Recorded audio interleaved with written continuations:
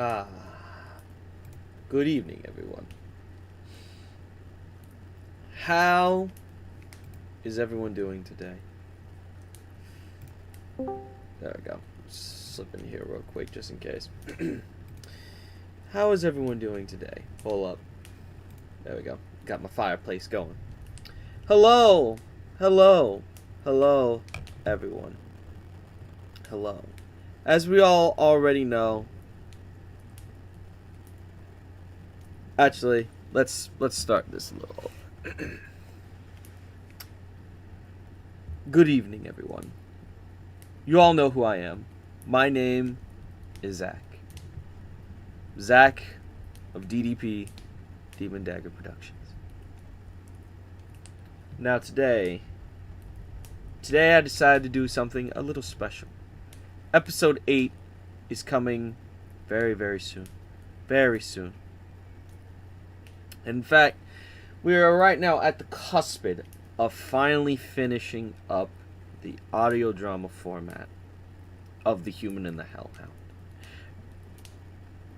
Said this before multiple times to multiple individuals, but once The Human and the Hellhound is finished, then it will just be a short and then 2 more movies that is set to come out.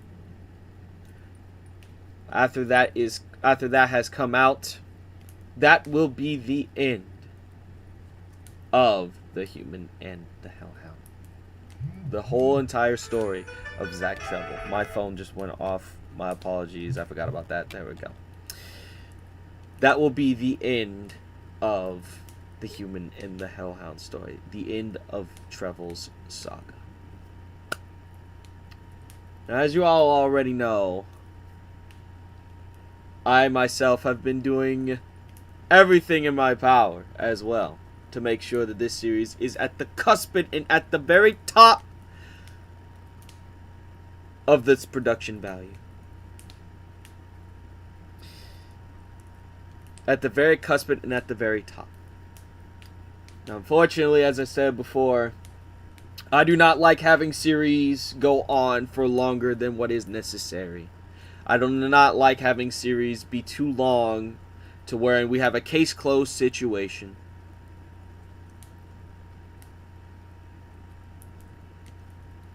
Cannot and will not be something that goes on for too long. Because if it is, then it starts to get stale. Not only that, but it becomes more along the lines of, do I want to or do I have to? The series has been going on for 3 years. When the time has come for it to end, it will be the time for it to end. Luckily, though, we have multiple things coming out for the channel, but that's not what we're here for today. It becomes like gum that loses flavor. Exactly. So, throwing shade at JJK. That's crazy. Okay. So,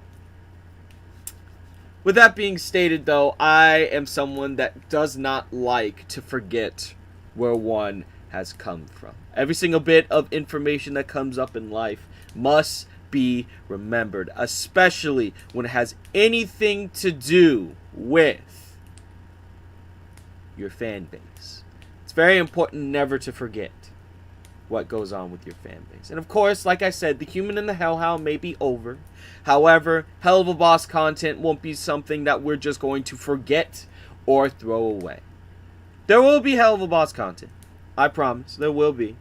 But the main story of Zach Treble and his adventure will conclude. That is all I have to say. That is all that I am saying. That's all I'm saying. I feel like the more the Helluva Boss community needs to listen to this series, they will.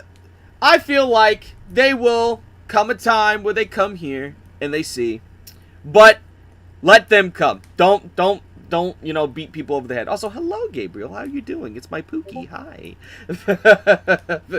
Hello, Gabriel. But also, Real just said ball in the chat. Anyway, so what exactly are we doing today, perchance? I mean, the 8th episode is still being worked on. But if that's the case, what exactly are we doing? What exactly is going on here? What's the occasion? Let me turn up the crackling a little bit for y'all so you can enjoy it a little more. What exactly are we doing today? Well, I will tell you. Like I said, I'm someone that never likes to forget where we've come from.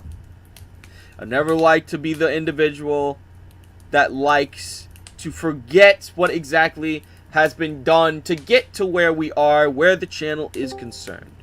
Never want to be that guy. Hello to the person that just popped in. I don't know who popped in. Hello. Hello, real. Hello. How we doing today? I'm doing alright. Yeah. That's what we like to hear, my boy. So, what exactly are we doing today? Nothing much, just playing some Final Fantasy. Oh, yes, I saw you playing that on Steam. So, what are we doing today? I may ask. Well, I find it to be a very good idea today to pull out some lost media and answer a few questions about it, because I've had people ask me questions about this multiple times, but I'm never able to answer those questions because of the fact that, well, one, I don't have time during the day and all that whatnot, but that's why we're here right now.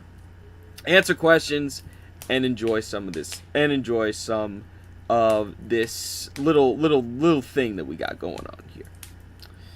Hold on.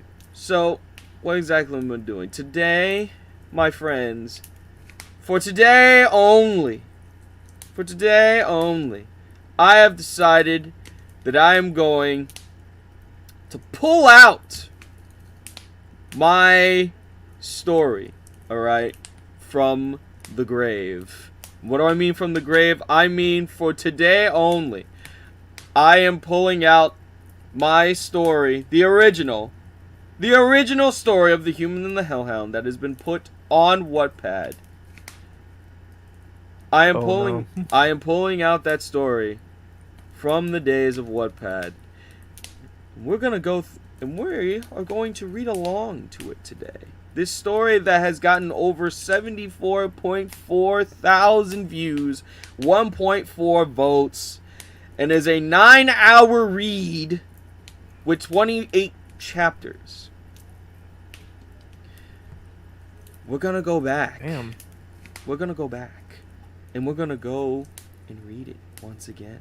We're going to take a look at this story. We're going to read it once again. The original, the legacy version, as I like to call it. And as I go through,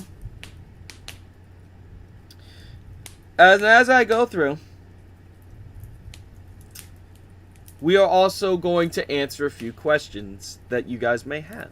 For example, think of this as like a Q&A. Think of this as like a Q&A, because I've had people ask. 9-hour read, is this a 9-hour stream? I won't say it's gonna be 9 hours. I won't say it's gonna be 9 hours, but I will. But I will say we're going to read quite a bit of it. Because why? Because I feel like it'd be a good idea. I feel like it'd be a good idea to go back and just partake in what the past was back in the day. Memory lane, exactly. Episode 8 is coming out soon. Episode 8 is coming out soon. Damn. So I want for this to be a kind of a dive into this. Also, hello. Hi, hello, hi there. Denver. How are we doing? Notification. Yes, hello. How you doing, gang? I'm doing good. Very good. Will there be mid-game stream? Good. We could play a game too. We could play a game as well during the stream as well. Maybe stop for a minute, pull out some Wavels, play some of that a little bit. Some Wavels. I'm playing Atlas, and let's just say the new update is hell. I have not had a chance to see the new update for Atlas, but I definitely will check it out. So, it's good. So, first off, before we start, I've had people ask multiple times, where did this series come from? Why did I make it? What's going on? What was going on in my head? And I'm only answering this now because I know that people are going to ask later in the future, and I know people are going to ask now. So, let me answer that question for you. So, how did I create this? Well, let me tell you. So it wasn't anything too. Actually, it wasn't anything too amazing. Honestly, it wasn't. This is essentially what happened. So I'll solo Skylar the Fan Collector. Essentially, all that really happened was around when I was 19, 20, maybe even 18. I saw the first episode in the pilot of Hazbin Hotel, or Helluva Boss. I already knew about Hazbin Hotel many years ago when I was in high school, because that was, you know, the thing that everyone was talking about on YouTube. And it was very interesting. But when I saw Helluva Boss, the pilot, I was intrigued. I was intrigued about what was being created. I was intrigued about the story, and I was intrigued about the characters. I was also intrigued by the fact that they had actual huge VAs, such as Richard Horvitz and Erica Lindbeck. Very huge thing. Very huge thing. It was a very huge thing at the time, and I was very enthralled by what they had created. Mostly because at the time there was barely anything to actually see of the actual series and know where it was going. So it was just like, oh, hey, I wonder where this series will go. And thus, my intrigue of the story took shape. And then that's when I had the bright idea after the first episode to write this little story, this little romp. At first, I thought I was just going to write 2 chapters, a one-shot, if you will, in manga terms. I thought that was all it was going to be. A small little one-shot that some people were going to watch, some people were going to read, and then that would have been it. That would have been it. It literally would have been the only last thing that would have gone through. That would have been it. But little did I know that that's not what was going to happen. Because afterwards, multiple people were asking, where's the next chapter? What's going to happen in the next chapter? What's going to happen in the next chapter? What's going to happen? And thus, oh boy. And thus I realized I couldn't just sit down and just let it, go off. So I sat there for 3 days to write a full-on outline of the story. Some bits were removed, some bits were added. For example, the main villain, the main baddie, as we know as Akuma, originally was way different from what he was now in the story. Like, he was way different. Absolutely way different. In fact, the story was way different. In fact, Trevor was supposed to die in The Human and the Hellhound at the very end and come back as a demon. But that's not what happened. If you've read it, that's not what happened. That's not what happened at the end of the story. But things changed as things went by and things evolved. As you all already know, the story was going to be put into 2 parts. Helluva Boss, The Human and the Hellhound, and Of Demons and Angels, which was renamed now to Hell's Last Hope.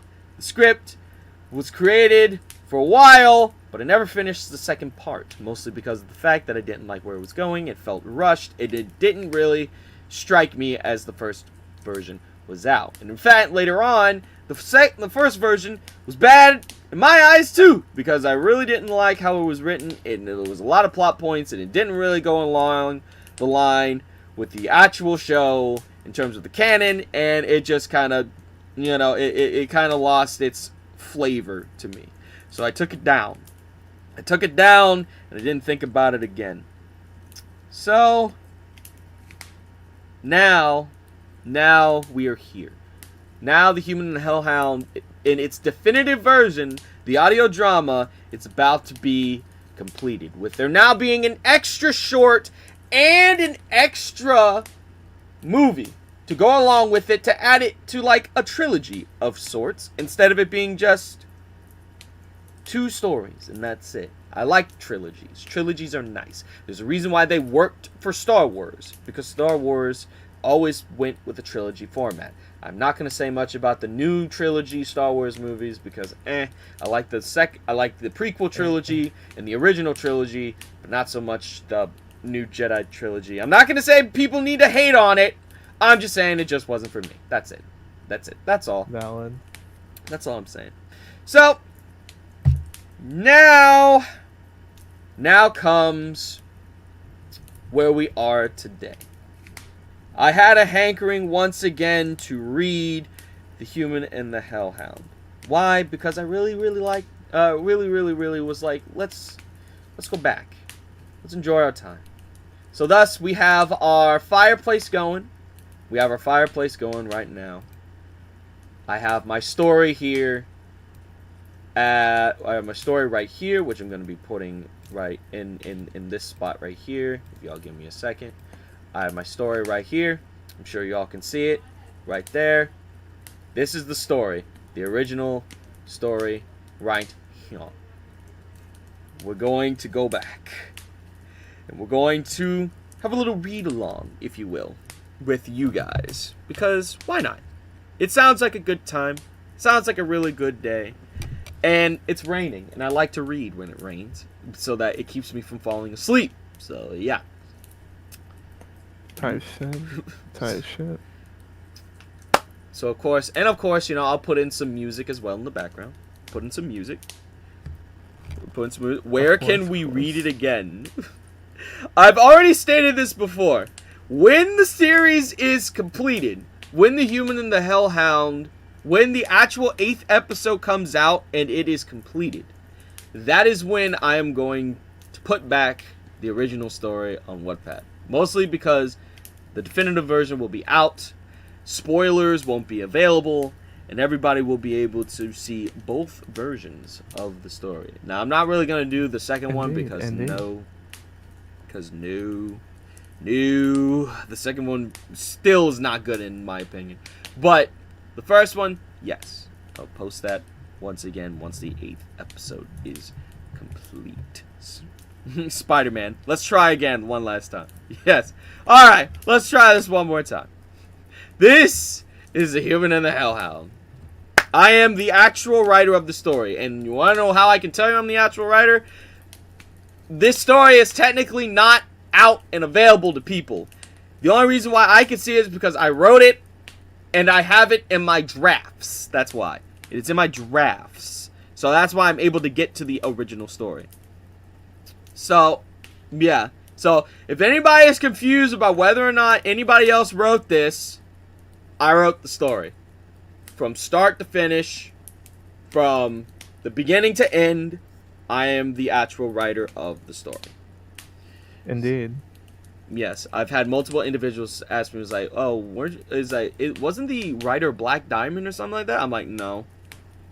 No, I actually wrote this because I have it in both drafts on fanfiction.net and Wattpad because I posted on both of those areas. I never looked at how many people read it on fanfiction.net, but at the same time, I don't know if it was even as much. So, whatever. But, let's begin. I will not be going all the way to the end because I want to avoid spoilers. So if we get to that point, then we're not going to read that point. But for the first couple of chapters, we are. So that enough circle jerking. Let's get into this madness and have some fun. Pause? I'm taking a little bit of freaking Rona, like she always says. Oh, So, wow. so first, let me get some music going on. Hold on.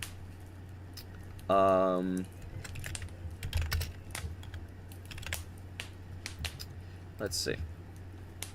Audie's at, hey, how we doing? Alrighty.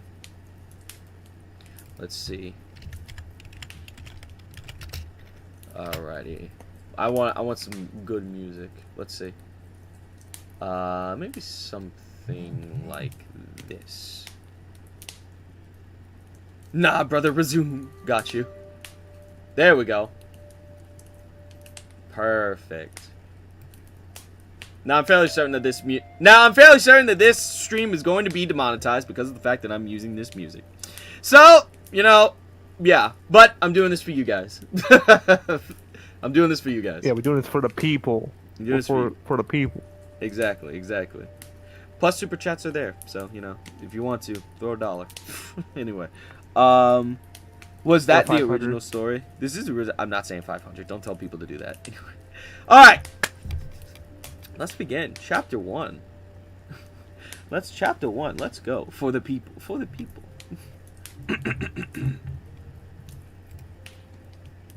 Is that I just thought of something. When you eventually do put this back up, will you be adding images or is it going to be pure text? Pure text, just like how I usually write books. Alrighty. So it's gonna be boring. I'm joking. It will be to many people, I'm sure. Alrighty. Chapter 1. A hit job gone wrong. Oh yeah, before I say anything, relax. Just relax. Take some I'm playing Risk and Raid, time. how I'm gonna relax? Well, not really you, but you know, relax. Take some time. To the people out there that is listening, relax. Get yourself a snack. Get yourself a little something to partake in, to eat. And yeah, let's get into this. Alrighty. Put you on there so I can see you guys. There you go. I got chat up in here. Yippee. I got work. Oh, that's fine. You know, if you got work, it's fine. We'll be here for a while. I want human to Hellhound, but You got your job. job. You're employed. All right, Nightwing. Thanks for popping in. Play Minecraft while listening to this masterpiece. That'd be fun. This is amazing, Zach. I can't wait for the new episodes. You are incredibly talented and looking forward to see what you make. Thank you very much. Thank you very much. Let me break Omni Slash. Oh, God. Let's go. Chapter 1. A hit job gone wrong. The clock struck 10:35 a.m. as the sound of bustling citizens went on about their daily lives on New York City streets. Also, I know that there may be a couple of grammar or spelling errors here, but just lock in for me real quick, okay? I'll fix them as I go along. He was high. A little bit. I was high off lack of sleep. Every person had a every person had a purpose, a reason, or maybe even a job that they were off to take care of. The city that never sleeps is what they called it, and for good reason. Now, for those that didn't need to leave their homes to get to their jobs, were the ones who needn't worry about the overcrowded sidewalks and traffic jams. A lot like our normal hero. In the precinct of New York, known as Hell's Kitchen, lived a normal, ordinary young man. He had short, sharp-looking black hair, tan skin, and hazel-brown eyes. His height, around 5'8", and his build was that of a medium-sized adult, though he was slightly scrawny. He let out a soft sigh as he stood in front of the kitchen counter, waiting for his every morning caramel coffee to finish brewing. The machine began to sputter slightly, which caused his face to scrunch up in annoyance. Damn it! It's doing it again! He pressed the button to turn it off and pulled out the coffee mug filled low-grade coffee like water. Looks like I better get a new coffee maker. Again. He let out a soft groan as he took a sip from the coffee mug. He grimaced. Yep, see? There it is, right there.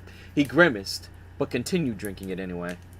With his mug in hand, he headed off to the back where an office resided, complete with a dark oak wood desk, an HP laptop, a stack of papers and notebooks, and a lamp that sat at the far left corner. His own in-home office, one where he spent countless hours writing and brainstorming. His occupation, if you didn't already know, was that of an author. He wasn't famous or a bigwig, but was very successful for being only 21. His books were mostly mystery fantasy novels, some of them even having a hint of romance. Funny, considering he never even experienced something like a romance before. His footsteps rang through the room as he walked to his swivel chair and took a seat in it, stretching himself a bit. The last thing he needed to do was finish up the ending, to which he still didn't know himself how he would tie up the final events of the mystery. He had always been good at planning a story from finish to end, but for some reason, he had a slight bit of trouble with this one. Maybe I should end it with a failed suicide attempt. Nah, that's too played out. Maybe the culprit will pull out a detonator and threaten to... He shook his head, an annoyed and disheartened look forming on his face. Too out of the blue. It needs to make sense. He grunted, obviously pissed at his inability to do his job. He stood up and walked out to his balcony as he stared out his apartment and at the people walking out on the streets. His eyes watched as the many people walked from place to place, some with families and some by themselves. He smiled softly as he leaned against the railing, enjoying the wind against his skin. Even if these issues happened with his writing, he could always count on the relaxing view to help his writer's block. Do you ever have writer's block in real life? Oh, plenty of times. But you know, sometimes I have things I do that actually gets me like, woo, you know? Something that gets me back to normal. The coffee is real, right? Hey, Zach, down here! Zach looked down, his eyes instantly landing on an elderly man with dark skin and gray hair, who was wearing a pair of gray slacks and a red plaid patterned shirt. He was probably around his 80s. Zach smiled, knowing full and well who he was. Morning, Morris. How's the shop treating you? He called back, waving at him. A hassle, but still a great success. You having a bit of trouble with your book? You're out on your balcony again, Morris said, causing Zach to chuckle lightly. He knew him so well, almost like an uncle or a really close friend. He's like, hey, Spartan Quinn, how you doing? Yeah, you got me. Can't seem to get the final act finished up. It's like the outline I wrote didn't help with the actual events of the story. Well, don't fret over it. You usually get done with your books ahead of time, so why not take a break? Morris's eyes narrowed as he stared up at him suspiciously. I know for a fact that you haven't been sleeping as much as you should, Mr. Caramel Coffee. Zach smiled awkwardly as the words "he knows" popped into his head. Right. Good idea. I'll be sure to relax. And you do so too. I know you're still fit and kicking, but you're still old. Morris let out a hearty laugh, to which Zach joined him on. This was a consistent thing with the two. Every morning and every night, they would talk to each other, check up on their daily lives, and even make small talk, most of which was just about news or articles in the paper. Morris snapped his fingers as he stared back at Zach. Oh yeah, did you see CNN last night? Apparently another person got killed. Said that it was also unexplained. Zach blinked in surprise as he leaned forward more on the balcony. Things like this always intrigued him, which was fitting for a mystery writer. Really? What was the cause of death this time? Drowning? Sniper? Samurai sword? Hey Zach, what's your current amount on your way to the Patreon goal? I am not that far away. Around 200, I'd say, but I'm almost there. I am almost there to the goal. We're working towards it. Nope. This time, it was like he was clawed and mauled to death. He wasn't eaten, but he had bite marks on his neck and claw marks on his body, he replied, causing Zach to wince. Fucking hell. That's definitely a horrible way to die. This would make the 5th death this week, right? You think they're connected somehow? Zach asked. Morris only shrugged and thought. Don't think so. It'd be pretty odd for all those people to get killed. Maybe it's just an unlucky month this year. Zach couldn't help but stare out in thought. Multiple deaths, none of them connected, each spanning about a day or two apart from each other. It was, without a doubt, something that piqued his curiosity. Oh yeah, I forgot to ask. Do you know any, cosplayers? Zach tilted his head in confusion before shaking it to the side. No, you know I only talk to you. Why? Well, some weird-looking people were asking for you. Now, I may be old, but even I could tell they were off, so I just gave them some address on the other side of New York. They were probably just door-to-door salesmen, he answered. After a few more minutes, the two said their goodbyes and went about their business. Zach closed the sliding door to his balcony and sat at his desk again, determined to finish up his work. Hours went by, and the sun started to set, the city glowing in the light of the orange sun. The office was filled with the sound of Zach's light snoring, his head laying on his arms that rested on the desk. His snoring, however, would soon be flooded out with the sound of a strange fire-like ring that appeared on the left side of the room. Zach's head shot up as the sound got louder, and the room seemed to get hotter and strangely tense. This is good. I like hearing chapter 1 again, right? I forgot I forgot how a lot of this was changed from the original. It's really interesting. Why do I feel like Zach is based off yourself? Okay, so that's actually a really interesting story. So originally, Zach Trevor wasn't meant to be like Zach Trevor. In fact, Zach Trevor was, his last name was Trevor. Always meant to be Trevor. But I could never figure out a first name for him. So I just gave him my name so that I could just write it and just get it over with. Because I always have a problem with names. I always have a problem with figuring out a name for characters. So that's one of the reasons why I was just like, okay, here you go. It's just Zach now. I'm moving on. Once again, I actually thought that it would just, and I thought that it would just be just a one shot that wouldn't get finished. But then it did, and I couldn't just change the name, so I had to keep it. You know what I mean? It wasn't meant to be a self-insert by any means. It wasn't meant to be a self-insert by any means. But this just kind of ended up how it is now. And no matter how much I tell people, it's just always going to be seen as, oh, this is a self-insert, right? And it's just like, sure, believe whatever you want. Also, hello, Cloaky. What's your current amount on the way to the Patreon? 200, like I said before. You gave your protagonist your name as a placeholder, basically. Oh god, it's Queen Beelzebub, hello. Okay, is there a possibility that there could be a sequel series for the Human and Hellhound? Well, the Human and Hellhound is just Arc 1. After Human and the Hellhound is done, then we'll be going to, the second arc, and then after the second arc is the third arc. The second arc and third arc are movies, but there'll be a short that bridges the first arc with the second arc. So, yeah, I'm just letting you know that it's not technically a sequel series. It's more like a sequel movie, kind of like how Demon Slayer and Chainsaw Man have been doing their stuff. So, yeah, it's kind of like that. What? What's going on? What's happening? He shouted as he quickly got to his feet and jogged to the door of his office. He stopped just outside as he slightly cracked the door, letting him see into his office. What the hell is that thing? A portal? Unless this is Portal 3, this should not be happening. Also, you'll notice that in this version of the story, there are a lot more references to games and shit because, you know, that's just how I wrote back then. I would make like little references to stuff. It is exactly. It is significantly toned down in the original story. Portal's peak though. Portal is peak though. Portal is peak though. I need to go back to streaming that one of these days. Who knows? I have Portal. Maybe we can stream that later.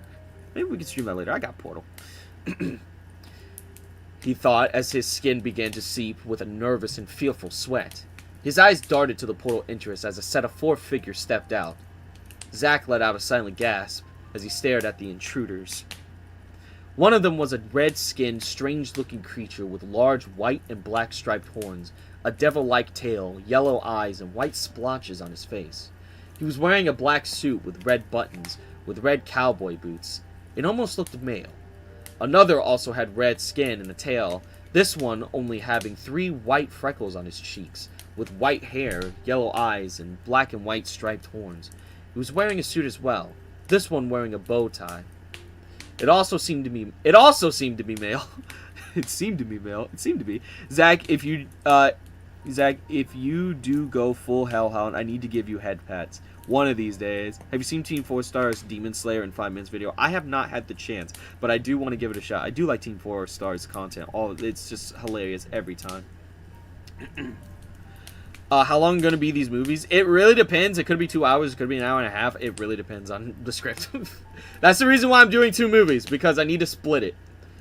Let's see. The third one was, you guessed it, red-skinned, with a single mole on its right cheek, a couple of white splotches on its arms and tail, and was wearing some black lipstick. It had black hair and solid black horns. It was wearing a black shirt with yellow buttons and a pair of black pants. This one, however, seemed to be female. The last one was definitely the odd one out. She seemed to be a white anthropomorphic wolf with white fur, white long hair, red eyes, and sharp claws and fangs. She was wearing a pair of black shorts and a ripped dark gray shirt that exposed her stomach, some black fingerless gloves, and black knee socks that exposed her canine toes. which later on would be freaking apparently part of her fur. But you know, Moxie is a gender enigma according to this Mr. Treble. A gender enigma. 2 movies, that's gonna be a big goal. I'm gonna do my best. Zach's eyes widened in disbelief as he rubbed them, trying his best to wake himself up from what he assumed was a dream. To his surprise, it was certainly real. What are those things? Demons? Aliens? Fursuiters? He screamed internally. The cowboy boots-wearing creature looked around the room as he brushed his coat with his hands. Here we are! About time, too. We should have found this place hours ago, he said with an oddly optimistic bravado. The white-haired creature scoffed and rolled his eyes. Maybe next time we can ask someone who actually knows the target, it said with a very apparent annoyance. Zach gulped down a fear-filled lump in his throat as he stared at the intruders, his heart beating a mile a minute. Fursuiters. Nice, right? Not to be a mom or a dad or a bro or a sis or an aunt or a cousin, but did you eat? I did eat! I had pizza. So no worries. Target? What do they mean by target? He whispered to himself. The 4 intruders began to really take in the room, each one touching and inspecting the miscellaneous objects that littered his desk. The female demon sat at the desk, her eyes glancing at the computer screen. Ooh, what do we have here? She said as her eyes traveled down the screen. Zach huffed as he stared her down, praying that she didn't hit any buttons. The leader of the group walked to her side and began to read with her. After a few seconds, he let out a chuckle. Huh. Must be a writer. We don't get many of those type of targets. Shame he won't finish this. Zach's heart stopped.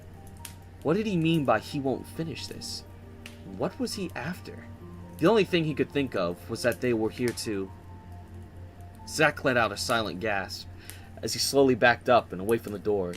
He had to get away, had to run as quick and as far as he possibly could. In his shock and fear, he soon backed up too far and bumped into his ugly vase. His face turned while with horror. With horror. This should be with horror. His face turned with horror as the glass decoration crashed into the ground, breaking into pieces. He let out an audible gulp as the door to his office opened, his eyes staring directly into the eyes of the white canine. She smirked evilly and stepped closer to him, her claws almost shining in the house's light. Zach, quick questioning, just run.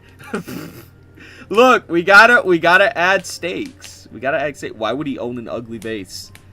Who knows? That's an excellent question. One I can't really answer because I didn't really think about it.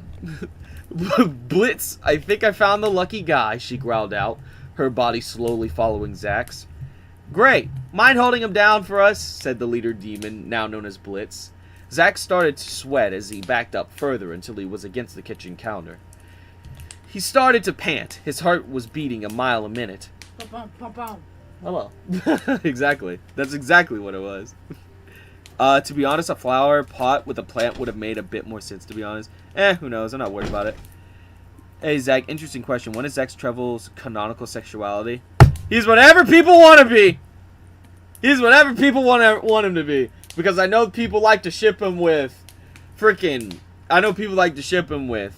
Luna, Vortex, sometimes Sally Mae, which is weird because she's a lesbian, but you know, who cares? But it's just like he is whatever people want him to be. Exactly. He is ambiguous. There's a reason why I don't write. Every ship is canon. Exactly. Every ship is canon. Just like how every Hatsune Miku is canon, every ship is canon in a way. Call it every legal ship. Every legal ship. Legal ship, please. Yes, please. No Zach and Octavia, please. Because I know people were asking for me to do that. I'm looking like, no, fuck no. No, I'm not really interested. But, yeah. Bro is ambiguous. He is into whoever the writer wants him to be into. Because I don't care. I don't care. Just go with whatever. So a one-night stand with B win. Okay, listen here. Listen here. Who said that? Oh. Queen Beelzebub said that, apparently. Oh, wow. Anything that makes his dick hard in a nutshell. Yeah, basically. Patreon gold? No. Okay. That's sick work. Okay. We're already getting freaky. It's cut. It's cut. Okay. Patreon goal. Listen here. Listen here. Listen here. Listen here. No. No. No. No. No. 500. I'm kidding. Anyway, let's go. Lord. All right. Lord, hold me down. Let's see. Where were we? Where were we? Wait. Hold on. Can I just ask something? He sputtered as his hands gripped the counter. The wolf tilted her head as she let out a slightly annoyed huff. Sure. Fine. What is it? Still not gonna stop the artist. Yep. And I'm the type of person that's just like, go for it. Have fun. Come on, Zach. You know you looked great in pink. Okay, let's continue. Let's continue. Let's continue. You like coffee? Zach asked as he reached behind him, grabbing the semi-warm coffee cup and swiftly threw the contents onto the canine, blinding her for a second. Using the opportunity, he slammed the cup against her head, knocking her down to the floor with a solid thud. It's caramel! With that taunt shouted, he grabbed his skateboard and bolted out of the apartment and down the stairs onto the streets of New York. The three demons ran out of the office and over to the canine. A bit of worry spread on most of their faces. Luna, are you okay, sweetie? Blitz asked the canine known as Luna, as he helped her to her feet. Within seconds, Luna's face grew red with rage as she punched a hole into the counter with all of her might. That's fucking human. He's fucking dead, she screamed as she bolted out of the apartment after him, leaving the three demons standing in Zach's kitchen. Solid crash out. Solid. The three stood in silence, most likely not seeing this job going down this way. Should we go after her? The white-haired demon asked. Nah, she's got it. Not many can get away from her when she's angry. Let's raid this guy's fridge instead, Blitz answered as he walked to the fridge. Ooh, dibs on the ice cream, the female demon called out. God dang. I should have had water when I was doing this, but I don't. Anyway, the amount of skateboarding, oh hell yeah. The amount of skits I made of Zach and Von Lycan is numerous and hilarious. Exactly! Zach X Von Lycan, let's go. Sam Marvel quote about this. Activate instant kill, I guess. I don't know. Instant kill. Activate instant kill. That's one of my favorite quotes from that movie. Always drink water, guys. That exactly. was so hyped, though, not gonna lie. That was hype. That was hype. That was hype. That was hype. That was hype. Honestly. Hold on. But yeah. As you can probably see, a lot of it is similar to the definitive version because I really didn't have any issue with the first chapter, except for a few small details. For example, more instances of the characters like interacting with each other and more instances of the characters interacting with Treble. I didn't like how just instantaneous things felt. So that's why I had to go back in the definitive version, which is the audio drama, and kind of add a little bit more to it to flesh out characters and make it so that it wasn't so... and then this, and then this, and then this, and then this, and then this. I don't like stories that are just like, and then this, and then this, and then this, and then this, because there's no build-up. There's no, like, there's no interactions, really.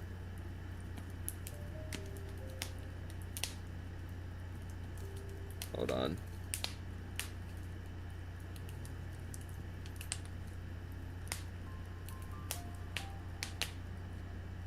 There we go.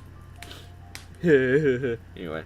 Alright, so a little rushed. Yeah, I don't like everyone who's a little rushed.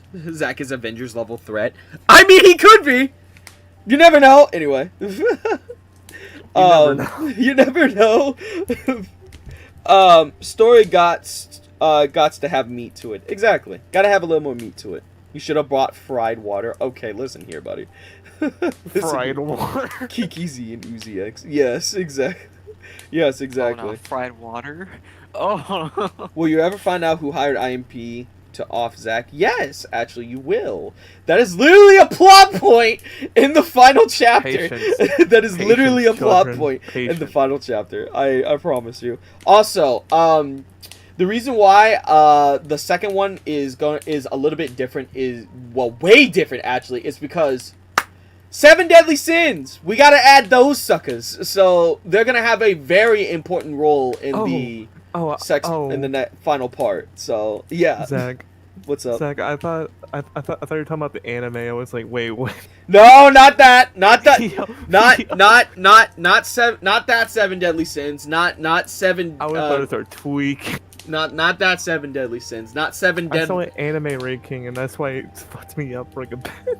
Not the seven deadly. Not the seven deadly. Cases. Cases, no, The please. seven deadly caught cases. I mean, I The am. 7 deadly ditties, bro. Ooh, mozzarella. Mastrolli. Ooh, nice. That sounds good. Bruh, make that 9. More like the 7 deadly frames. Oh yeah, 7 deadly frames. Ha. Anyway. A very significant role in this. Goddamn. Okay. As Zach rolled down the street on his trusty skateboard, his mind was working on overtime. His thoughts filled his mind, each one spawning questions upon questions upon questions. How was this happening? What were those things? Demons? He rubbed his chin as he passed by the shops and homes of the area. And that portal, it seemed like a pentagram, right? That usually shows up when demons and hellish stuff is in the mix. They were out to get me though, but why? Were they hired? Zach shook his head as he took a few deep breaths. Stressing about it wouldn't do him any good. In fact, it'd only distract him from the task at hand, which was getting the hell out of danger and away from those creeps. No use thinking about it now. I should head to Central Park. I could hide there for a while. You fucking bitch! I'm trying not to shout too loud. Zach's eyes widened as he looked over his shoulder. His heart stopped for a whole second as he gazed upon the crazy white-furred monster that was already barreling towards him at full speed. Oh shit, she's going Sonic 2 speedrunner! Get back here, you motherfucker! I'll floss my fucking teeth with your spine! If anybody gets the reference, here's a cookie. Listen, we can talk this out. If this is about hitting you in the head, then that was my mistake. I am so sorry. Why go to the park instead of the nearest NYPD precinct? Because that would make too much sense. That would make too much sense. That would make too much sense. Oh, don't worry, I forgive you. That's why I'm only gonna kick your ass for 5 hours instead of 50! Luna screamed with rage. Zach shrieked as he turned into an alley, hoping that he could at least get to somewhere more populated to lose her. Big fucking mistake. Zach skidded to a halt as his sight was filled with the image of a brick wall. He ran into a dead end, and there was no fire escape or open door that he could go into. Sly Cooper reference. There you go! Only Sonic 2. Hey, at least ain't Sonic Rider speed boost. I love Sonic Riders. Fuck. He tensed when he heard the sound of footsteps, followed by heavy breathing and snarling. He slowly turned around, his eyes growing as big as saucers from the fear of his impending demise. Luna only seemed to get big with each slow step. She had to be at least a foot taller than him, and that alone was enough to put Zach on edge. He didn't even realize that he was moving back until his back hit the brick wall behind him. 10 feet, 8 feet, 6 feet. Closer and closer she got, until she was mere inches away from him. His heart pounded against his ribcage, and his breathing grew heavy. He smiled nervously as he stared up into her eyes. You can say that on YouTube? Yes, you can, apparently. Listen, maybe we got off on the wrong foot. Hi, I'm Zach. I'm an author. Nice to meet you, miss. You're dead. Nice name! I think my mother had a cousin with the same one. She gripped his neck and pinned him to the wall, her claws poking into his throat. His eyes landed on her sharp teeth, each one coated in drool.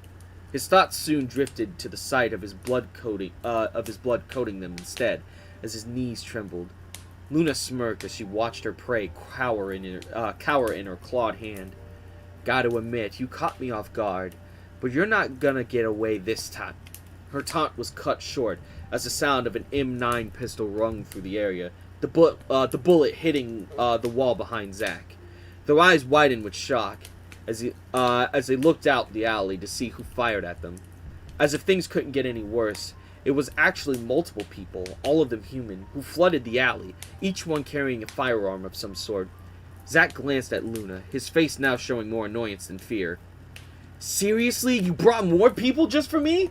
Over dramatic much? Also, this is also another change. So, it wasn't the police, right? It wasn't the police that was attacking them at all. It wasn't the police that was going to capture them or anything like that. It was another group of individuals, actually. Another group. I can't tell you who they are. But essentially, what it was going to be before, you know, this was way before Helluva Boss had its whole, like, lore and rules put into place. But how it basically worked was that, this was actually going to be like the Yakuza, but these are the ones that were alive, and Akuma was able to, like, get in contact with them easily. Because at the time, I was unaware that it was completely impossible to actually do anything like that without some sort of help from somebody in the higher ups, which is very, very, very rare. Which is why, yeah, that's why it was supposed to be like that. But after learning about it in the definitive edition, I was like, okay, that shit's gotta be changed. That shit's gotta be fixed. So, whoop! That's when I fixed that. Luna grunted as she let his neck go and pulled a large trash can in front of them, shielding the two from the spray of bullets that the unexpected guests fired. Now they're shooting at both of us? Great. Just great. All I wanted was to finish up my mystery. But no, I had to deal with a bunch of freaks trying to kill me, and now another bunch of freaks is joining in on the fun. It's as if before Zack could even finish, Luna gave him a swift punch to the back of his head, shutting him up. She growled in anger as she quickly ran out into the fray, shocking him. All that he could hear was the sound of screams, ripping, tearing, and gunshots before silence was ultimately heard. With an audible gulp, Zack peeked his head from behind the trash bin, seeing the alley littered with blood, body parts, and torn clothes. They are those goons that get bodied in John Wick. Boop them once and they tip like cows. Yeah, essentially. Lamau. Holy shit. Doom Eternal 2 just came early. His thoughts were cut short as Luna looked back at her, her body and clothes covered in the poor human's blood. She huffed in annoyance as she stared at him. Now, back to you. One last shot was heard, this one coming from the street. This shot, however, met its mark, grazing Luna's left shoulder. She yelped in pain as she fell onto her rear and gripped her wound. Zack gasped as he stood to his feet, feeling both relieved and worried for the wounded canine. The sound of steps and shouts could be heard as more of the human gunmen approached the alley and, in turn, Luna. Zack needed a plan. If he could just slip away, he could get to Central Park and hide out there for a while until things blew over. He would need a way to get past them, though. He searched the area, hoping for something to get him the distraction he needed. He then spotted a dead human, his hand gripping a cylindrical object with a pin in it. A flash grenade! That's perfect! He whispered. He's whisper-shouted. Yeah, as he quickly took his opportunity to grab the grenade. With it, he could get out of there no problem. It would be tight, but he'd have just the right amount of time to run and get into another alley not far from there to escape and ditch the assailants. He nodded his head in agreement to his own plan and curled his finger around the pin. He started to pull, but stopped. His eyes slowly drifted to Luna, who was leaning against the wall behind a trash can, the men coming closer to her hiding spot. Oh no, no, no, no, no! You are not doing that! She tried to kill you, remember? She'll try it again! He screamed to himself. He bit his lip as doubt and worry gnawed at his judgment. Would he help, or just leave her? Would she kill him if he did? He groaned as he pulled the pin and threw the grenade out toward the group. Without any time to react, the grenade went off in the men's faces, blinding and deafening them, their shouts and curses filling the small alley. Without a second thought, he ran towards Luna and grabbed her left wrist, pulling her onto her feet and out of the alley. Hey, what the hell are you doing? Getting us out of here! Now come on, Central Park isn't far. We can hide there. Without giving a second thought, the two bolted down the street of New York, hiding in large crowds of people and taking shortcuts through side streets and alleys, even some backyards. All the while, Zack's mind only filled with him making out a certain list. I'll leave all of my Dragon Ball Z cards to Morris's grandson and my Nintendo Switch to the mailman. To be continued. Or he just write his will? Are we dead? He's just writing his will. Alrighty. So yeah, is Zach's dad behind all this? Just a thought I had. You'll have to figure that out, because I'm not telling you that. Because I'm not telling people that. Yeah, and that's the first chapter. I'm sure multiple individuals can tell, one, that chapter 1 is significantly shorter than the definitive edition's version. Originally, I had put together chapters 1 and 2 into one episode because I thought that they were a little too short to be just one episode, and I was correct. So then afterwards, so I started combining chapters into one episode. That way the episodes were fresh, long, and people were getting more than enough information about it. Okay. But yeah, that was the first episode. I like it. I really do like it. I don't know if anybody else does it. I say as I look at the multiple individuals that are listening to this. But yeah. Yes. I have to go do my stuff by Zach. Alright, Ian, thanks for coming by. But yeah, writing his own will in time of crisis. Yes. I've been quietly watching this too, and yeah, I liked it as well. But yeah, this was back in the day. This was back in the day. That was the very first chapter. As you can already probably tell, this series has like 20-something chapters, I think. What is it, 24? Yeah, 24.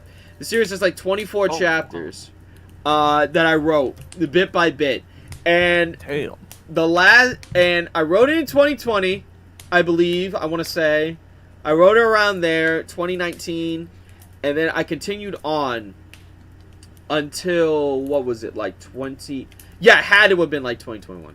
And then, or it had to have been like 2020, 2019. And then I finished it in 2021. So it was years ago. No wonder it was condensed. Yes, it was condensed. It was nice and consolidated, but I like how you fleshed it out after. Yes, I had to flesh it out. Do you and Salted Pros improvise? Because it kind of sounds like you guys are improvising your lines. We sometimes do, yes. Also, yes, one, like, I'm doing really, really well. I'm doing very well. But yeah, sometimes we improvise, and sometimes I have to rewrite some shit. Also, hello, Frost, Habadon.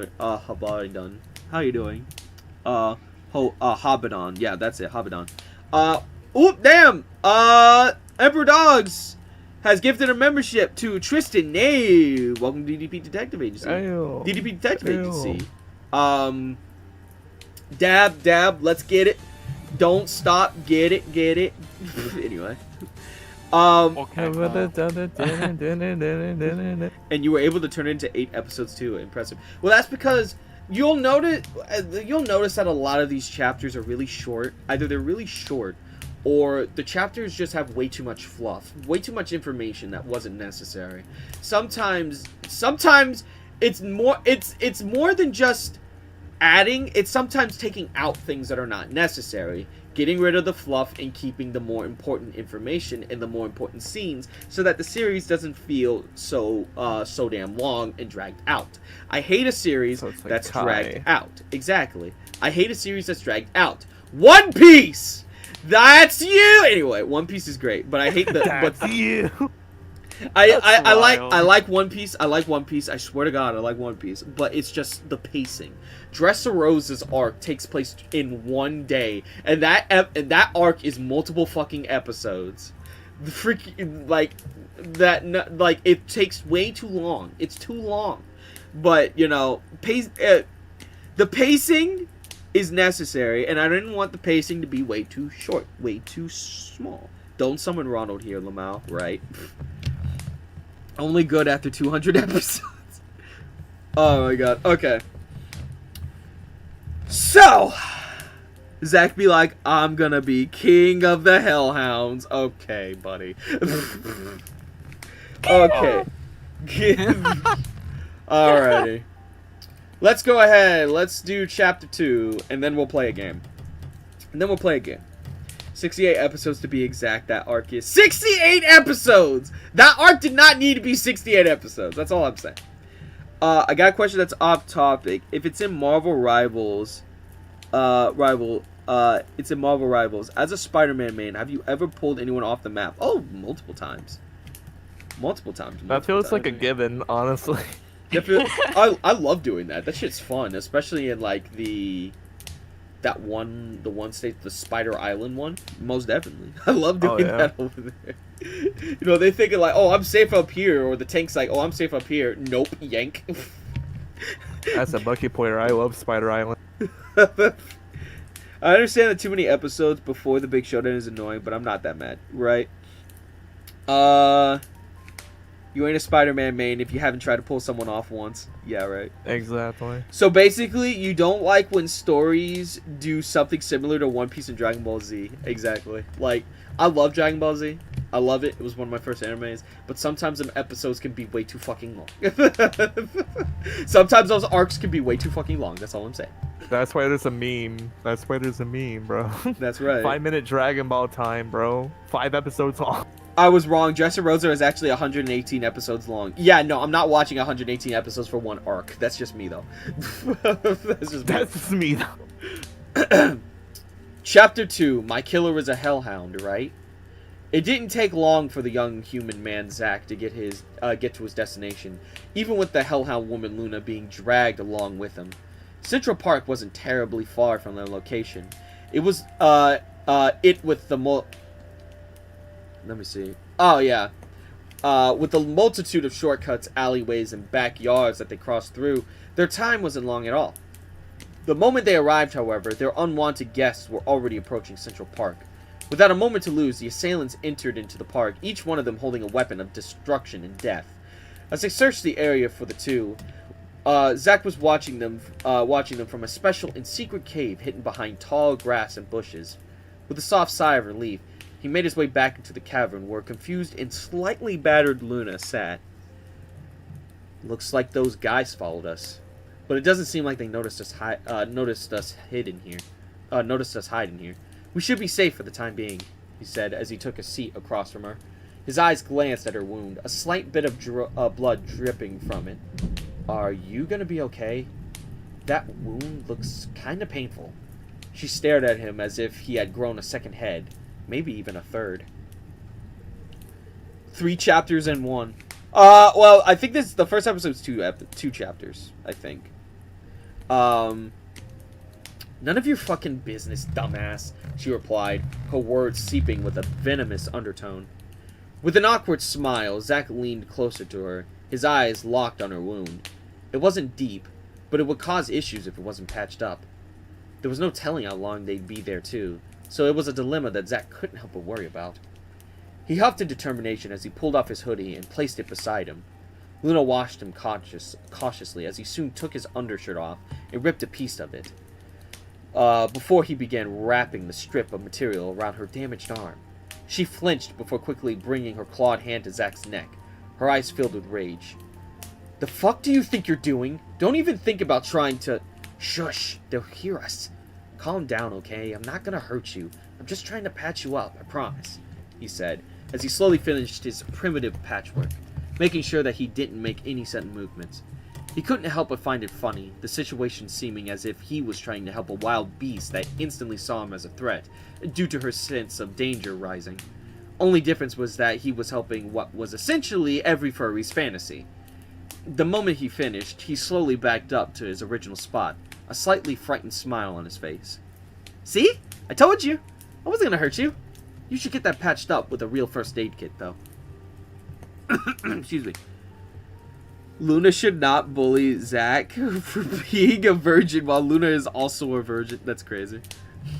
That's insane. That's... okay.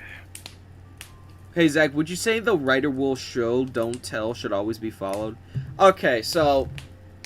that depends. That is definitely something in movies and books. I will say that. But show, don't tell with a book is kind of hard because you have to tell the situation or what's going on. Like, you have to tell people where they are, what's going on, what a person's feeling, what a person's thinking. Like, you have to tell that information.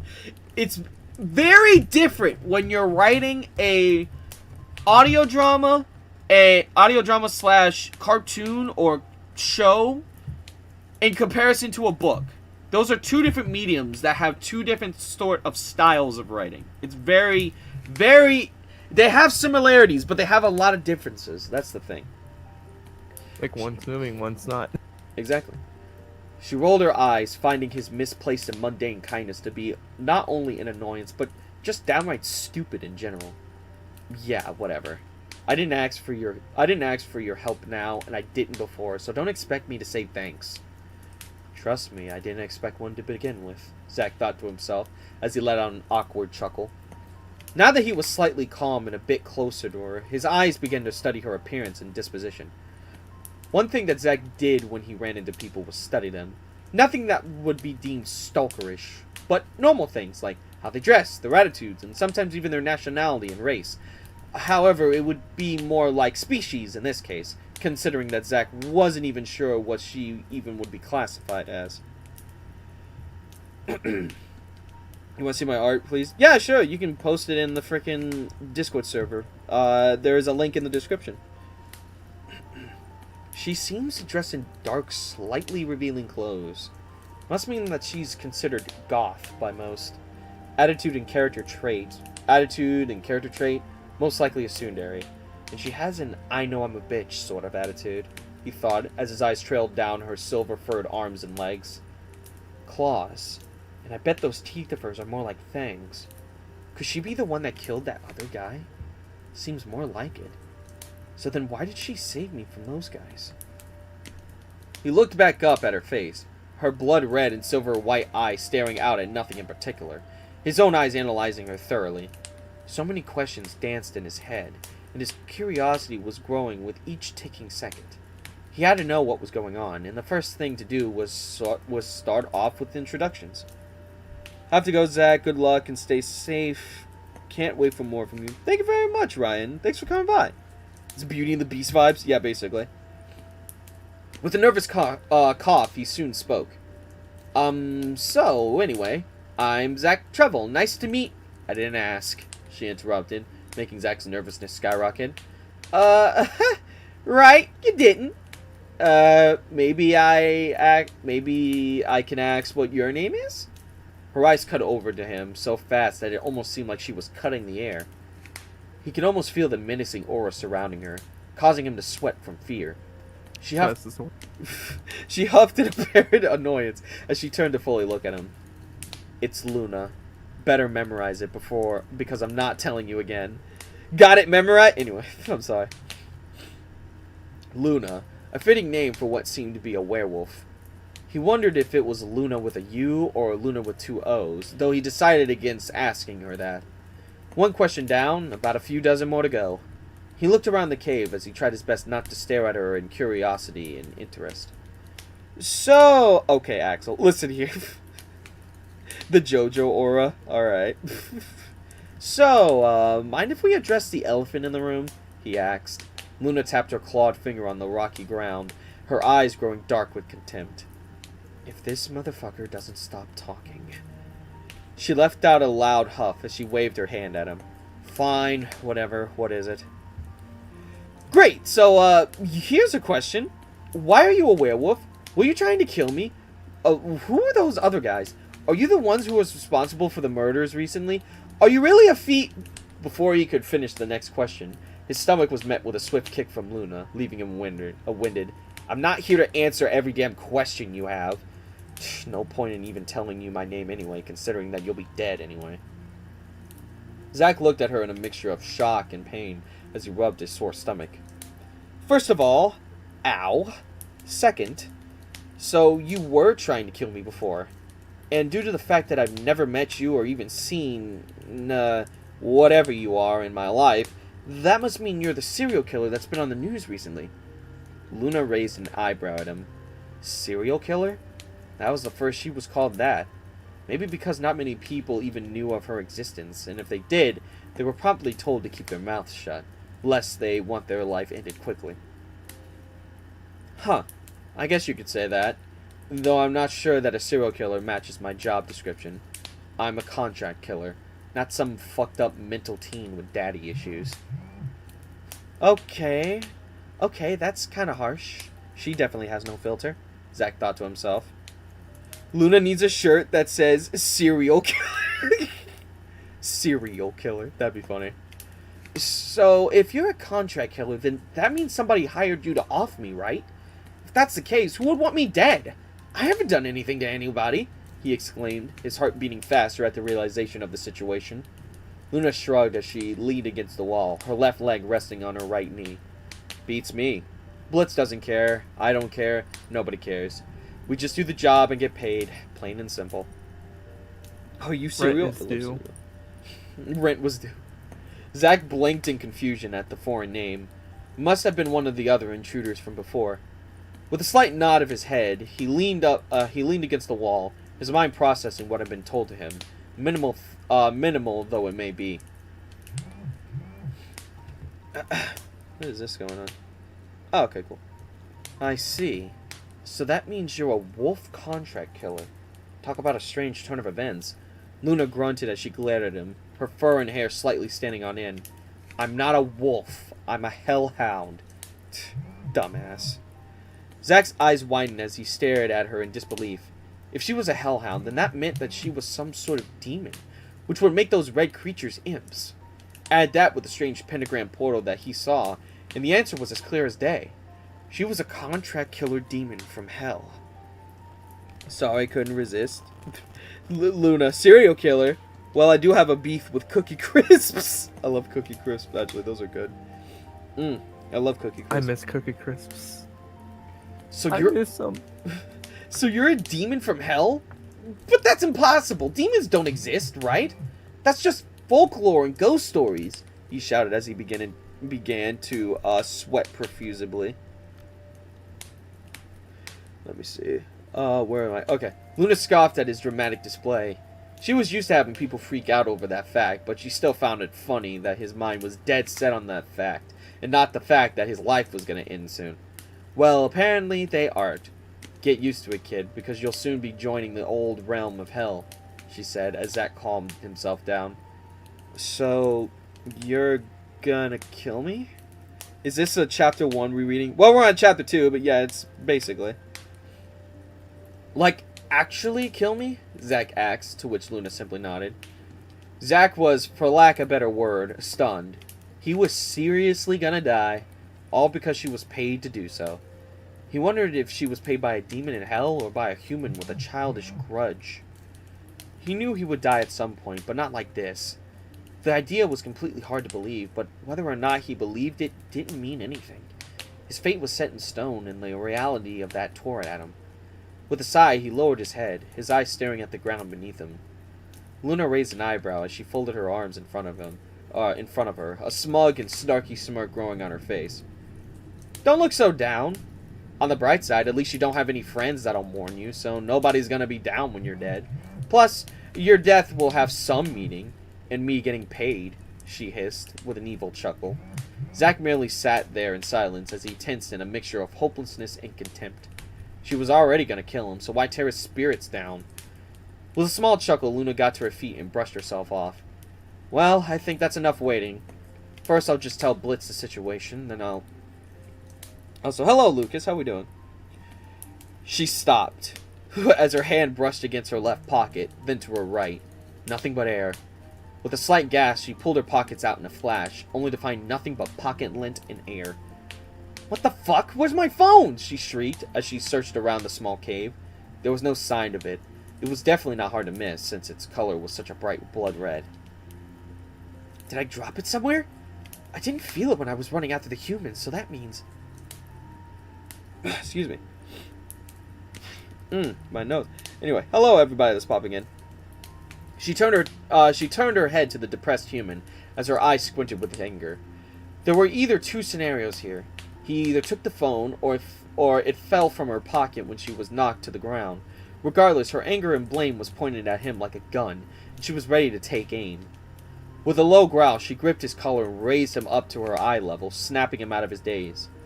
Where is it? I know you have it, she spat, causing Zach's face to twist in confusion. Okay, first of all, your breath stinks, like, really bad. Second of all, I don't have anything of I don't have anything of yours whatsoever, he spoke out. After this, I'm going to watch the previous chapters. Go for it! Have fun! You better not be lying to me, fucker. I've killed for way less reasons than this. Zack couldn't help but swallow hard in fear. Here he was, getting abused by a hellish creature that was paid to kill him for no reason. Nevertheless, he had to think of something, and fast. There had to be some way to get Luna to back off a bit and see him as someone to keep alive. He thought for a moment, before getting what people would call a light bulb moment. Perhaps your phone fell out of your pocket at my house. You did take a tumble onto the ground, so it's possible that's where it is now, Zack suggested. Luna blinked a few times and thought. It made sense, and if it was there, then she wouldn't have to also find her way back to where Blitz and the others were. It'd kill 2 birds with 1 stone. Even so, there was still the matter of getting there. She had no idea where exactly his house was, and it'd take days to search the entire city. As reluctant as she was, she needed the human, even if it was a little while. Well, Pilot Luna did. Yeah, Pilot Luna. She kicked a baby to get over a hangover. Yeah, that sounds like Luna. Alright, if that's the case, then you're taking me back to your house so I can get my phone. Why would I help my own killer get their phone back? What, so you can kill me later? Zack countered as he raised his eyebrow. It's either I kill you quickly or I beat the shit out of you and then kill you. Take your pick, smartass. I really don't see a difference. If anything, I have more time to live if I don't help you. So again, why would I help my own killer? She growled louder as her grip on his shirt tightened.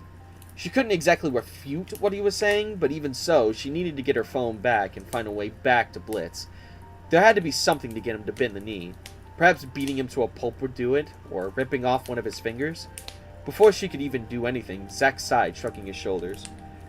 New hell sport, baby punting. That's crazy. Fine, I'll help you, he said, much to Luna's dismay. Wait, what? Yeah, I might as well. I'm gonna die anyway, so no matter what, and I'm gonna die anyway no matter what, and if I die, you're more likely to die too, thanks to those guys. So why have both of us kick the bucket? Might as well just be one of us. Zack, oh, so hello, Maxim. Luna wasn't sure what she was hearing. Was he seriously going to help her? Even though if he did, then he'd be a dead man? She couldn't help but stare in disbelief and caution. You know if you try to run, then I'll catch you, right? I know, trust me. I'm only thinking of what exactly would be the best course of action in terms of loss, gain, and just straight up morals. Plus, I wouldn't feel right if I was the reason someone got killed. Fucking hell, what's with this guy? She thought to herself as she continued to stare at him. He was going to help her after everything she said and after the realization that he was going to die. She was definitely not convinced, but she still had to get home. She grunted as she let his shirt go with a light shove and folded her arms under her ample breasts. She does not have ample breasts. She's very flat-chested. I did not know about this information. Zack brushed his hoodie down and slid his hands into his jeans pockets as he started to head towards the exit to the cave. Come on. I think those guys are gone now. If we hurry, we can catch a bus over to Hell's Kitchen, he called out to her as he exited the small cave.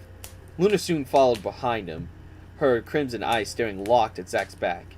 If he was going to run, she would make sure to catch him and give him a swift and painful death. Zack, if they made a Bleach character of you, what about One Piece? That'd be pretty cool, I'm not gonna lie. Zack buffed his Luna like the freak he is. No, okay, listen here. Yeah, you're a freak. You're a freak as a freaky up. This was years ago. I didn't know any of this information. I was not getting into that. Anyway. As the two walked down the park's sidewalk, making sure not to draw attention to themselves, which was hard considering that one of them was a silver-furred hellhound, Zack couldn't help but look back at his life. His memories, dreams, aspiration, everything was just flooding his mind. The only thing that bugged him was that he was gonna die a virgin. He sighed as he murmured to himself, I guess I'm dying a virgin. Luna snickered as her face grew a belittling smirk. Zack groaned as he looked back at her, frowning. Hey, at least when I die, I won't end up in hell with the likes of you and your cronies, he challenged. Whatever, at least I got paid. It's not like I care whether or not you go to heaven or hell. To me, it's all the same.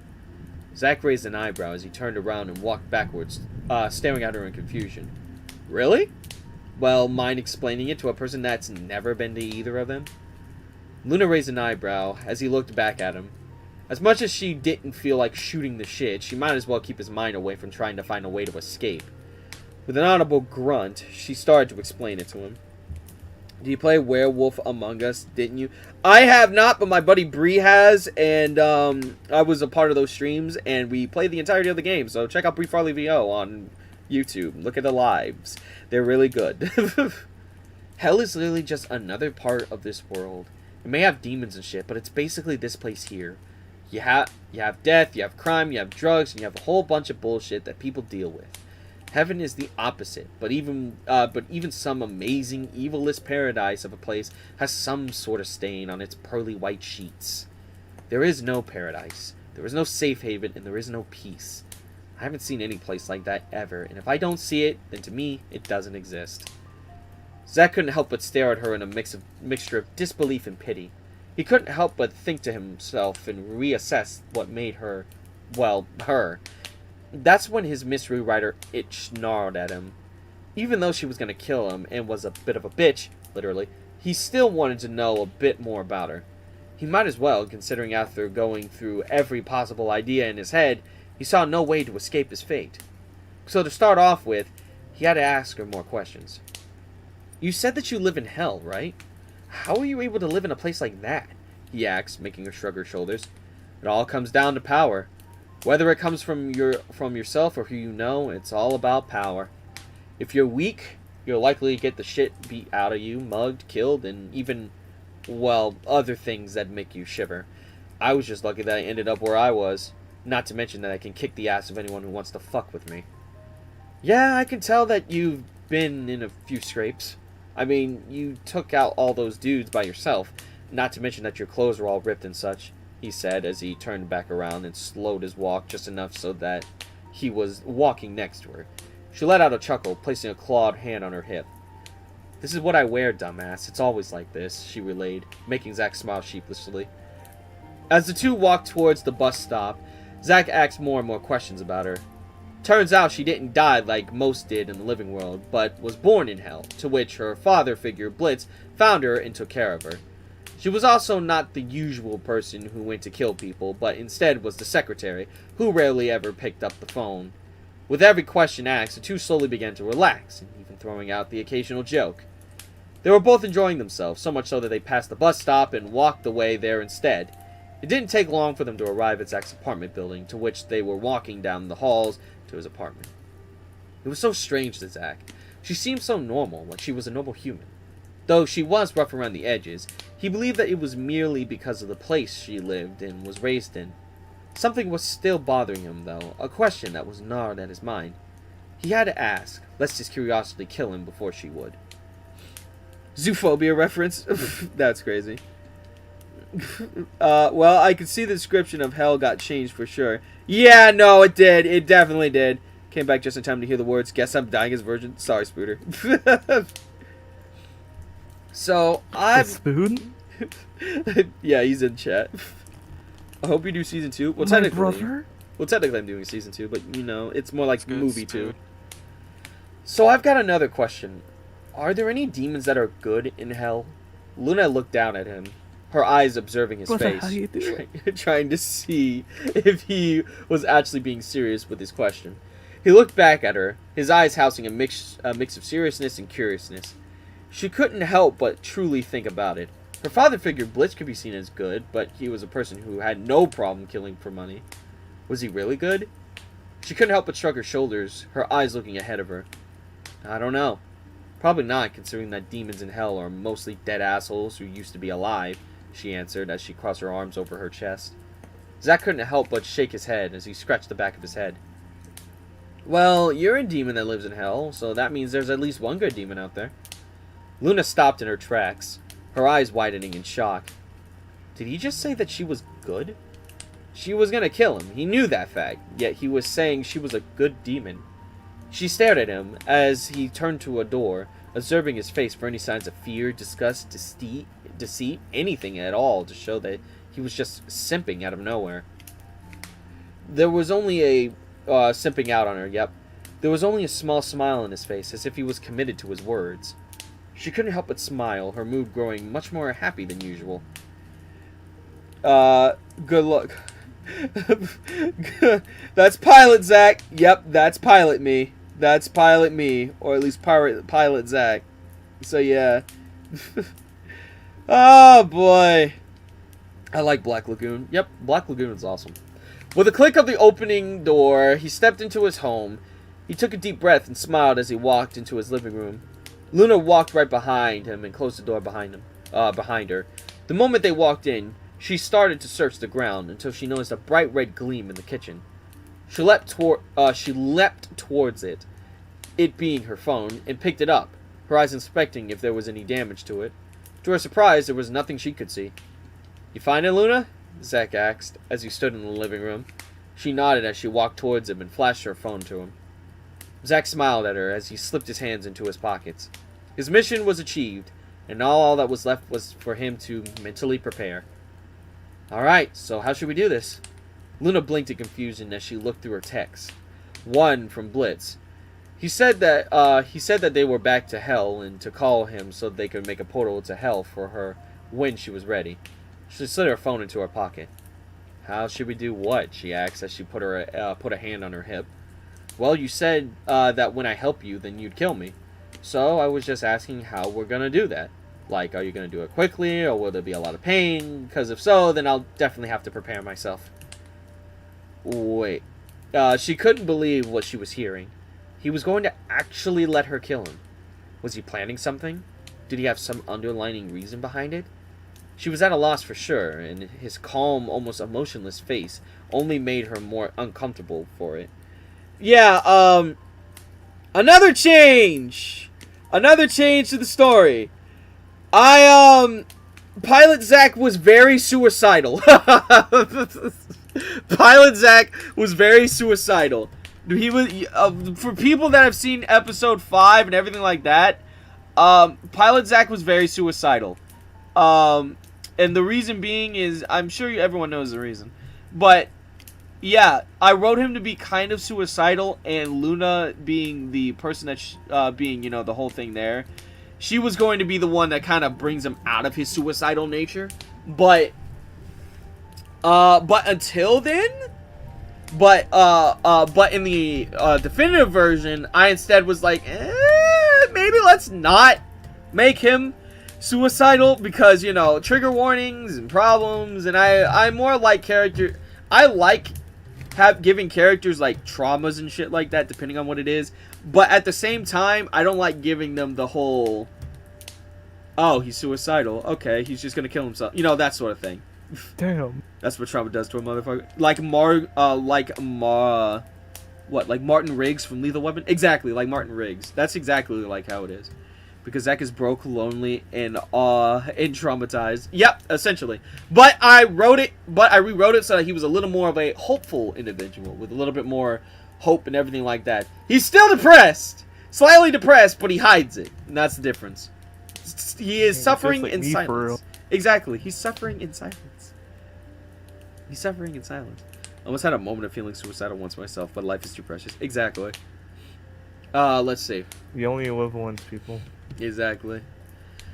Wait, you're actually gonna just stand there and let me kill you? What's your deal? Don't tell me you're fucking suicidal and actually want me to kill you. Ha! No, not at all. To be honest, I'm terrified, but if I look at it logically, there's no reason why My head chef was pretty down in the dumps, but I turned him around. The power of pink and glam. That's crazy. Yeah, suicide is a little bit of a touchy subject to write Lamau. Yeah, it is. If it's written good, it could be a really good thing to add to a story. But if it's not written well, you're just gonna anger and upset a lot of people. His voice trailed off as his eyes drifted past Luna and towards the window. It was normal outside, except for one thing. There was some sort of weird light coming from out of it, almost like a laser pointer. It was pointing towards the ground, but was slowly moving around until the light hit Luna's right side. Zach's mind went on overdrive as the many pieces started to instantly fall into place. The fact that they gave up too quickly, the fact that no one tried to stop them, even though they were walking out where everyone could see them, and the fact that there was no one at his house. Or at least no one that made their presence known. They were watching them. They were trapping them. And that laser wasn't a laser pointer. It was a laser sight. Zack mumbled to himself as his face lit up with fear and shock. Whoever was out there was going to try and take a shot at Luna. Without thinking, he lunged towards her and pushed her to the ground just before the sound of shattered glass rang through the room. She rubbed her rear as she looked back at the window, surprised at the sudden sound. The hell was that? And what did you say? Laser sight? She shouted as she turned her head toward Zack. He was standing in front of her, however. He wasn't standing in front of her, however. He was instead on the ground. She rolled her eyes. He must have tripped and fell. She stood to her feet and walked towards him until her left foot stepped in something damp. She jolted in surprise as she looked down at the unknown substance. It was a dark red puddle that seemed to grow with each passing second.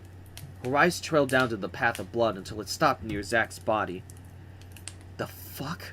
Was he shot? She mentally exclaimed. Without a second thought, she quickly knelt next to him and moved him to his back. Her eyes widened as she stared directly at the gaping hole in his side. He hissed in pain as he held his wound. I think that they followed us. They must have known you and I were headed here. It's an ambush, Zack strained, as he panted heavily from the sheer, intense pain that wrecked his body. The sounds of shouting and banging could be heard outside as Luna took a discreet peek out of the shattered window. There were more of those guys out there, all of them looking to be a bunch of mercenaries. She silently cursed at as she pulled her phone out of her pocket and dialed Blitz's number. Within seconds, he picked up the phone. Hey, Looney, got the job done? You really surprised us with your little episode, though I'm happy to see that you're... Not now, Blitz. I need that portal open right fucking now. Hurry up! She hung up and went back to her spot next to Zack, huffing and puffing from the intense situation. He was already getting pale and his eyes were starting to droop. Within minutes, Zack would die. Luna bit her lips. It's just one lip. Luna bit her lip as she looked around the area, trying to find something to slow the bleeding. Scream it like you mean it. That's crazy. Luna, you have to run. If they catch you, then you're dead, he exclaimed as he coughed a bit, causing Luna to look at him again. And what about you? You can't even fight back. They'll skin you alive. I know. But don't worry about me. I was gonna die anyway, so at least you don't have to get your hands dirty. Plus, it's not like anyone is gonna mourn me, right? He said with a small, pain-filled smile. Luna grimaced at his words. This was the first time she regretted saying something to her target. Out of nowhere, the sound of a portal opening caught her attention. This was her chance. She could get out of there before they got her and collect her money. But something was stopping her. Or rather, it was someone. She looked towards Zack, then the portal, then back at Zack again, and that's what it should have said before. With a soft huff, she sped back towards Zack and slowly pulled him up to his feet, earning a gasp of surprise from him. What the? Luna, what are you doing? No idea. Just hold on, because you're going on a one-way trip to hell. Wait, hell? What do you mean? And with that, she sped towards the portal with Zack in tow. His eyes widened and his heart rate quickened with each step. His consciousness was fading. His body was getting weaker. Was this it for him? Was he seriously going to die here? He closed his eyes as he soon fell into a state of comatose, the only thought in his mind being, damn it, I really am dying a virgin. And I was... What a way to end a story. Wow. No, that was chapter 2. That was chapter 2, everybody. That was chapter 2. Yeah. The series had quite a few amount of changes, huh? I honestly, this was when I started to tell myself that rewriting shit was necessary. Mostly because of how the character development is. It feels rushed here, is what I mean. The problem is that the whole problem I had with this second chapter was one thing. Luna and Zack got way too familiar with themselves way too fast. Way too fast. The two of them were too into each other. You know what I mean? There was no time for them to actually get to know each other. It's just, oh wow, she's actually an alright person. Oh wow, he's really an alright guy. You know, that sort of thing. That's like it was too fast. It was too fast, and honestly, I needed to fix that. I needed to fix that, honestly. Hold on.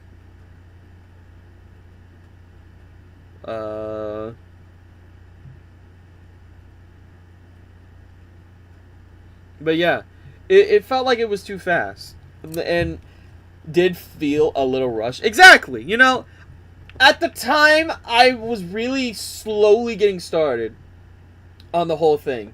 It's nice. It was good, you know, it was good for a first premise.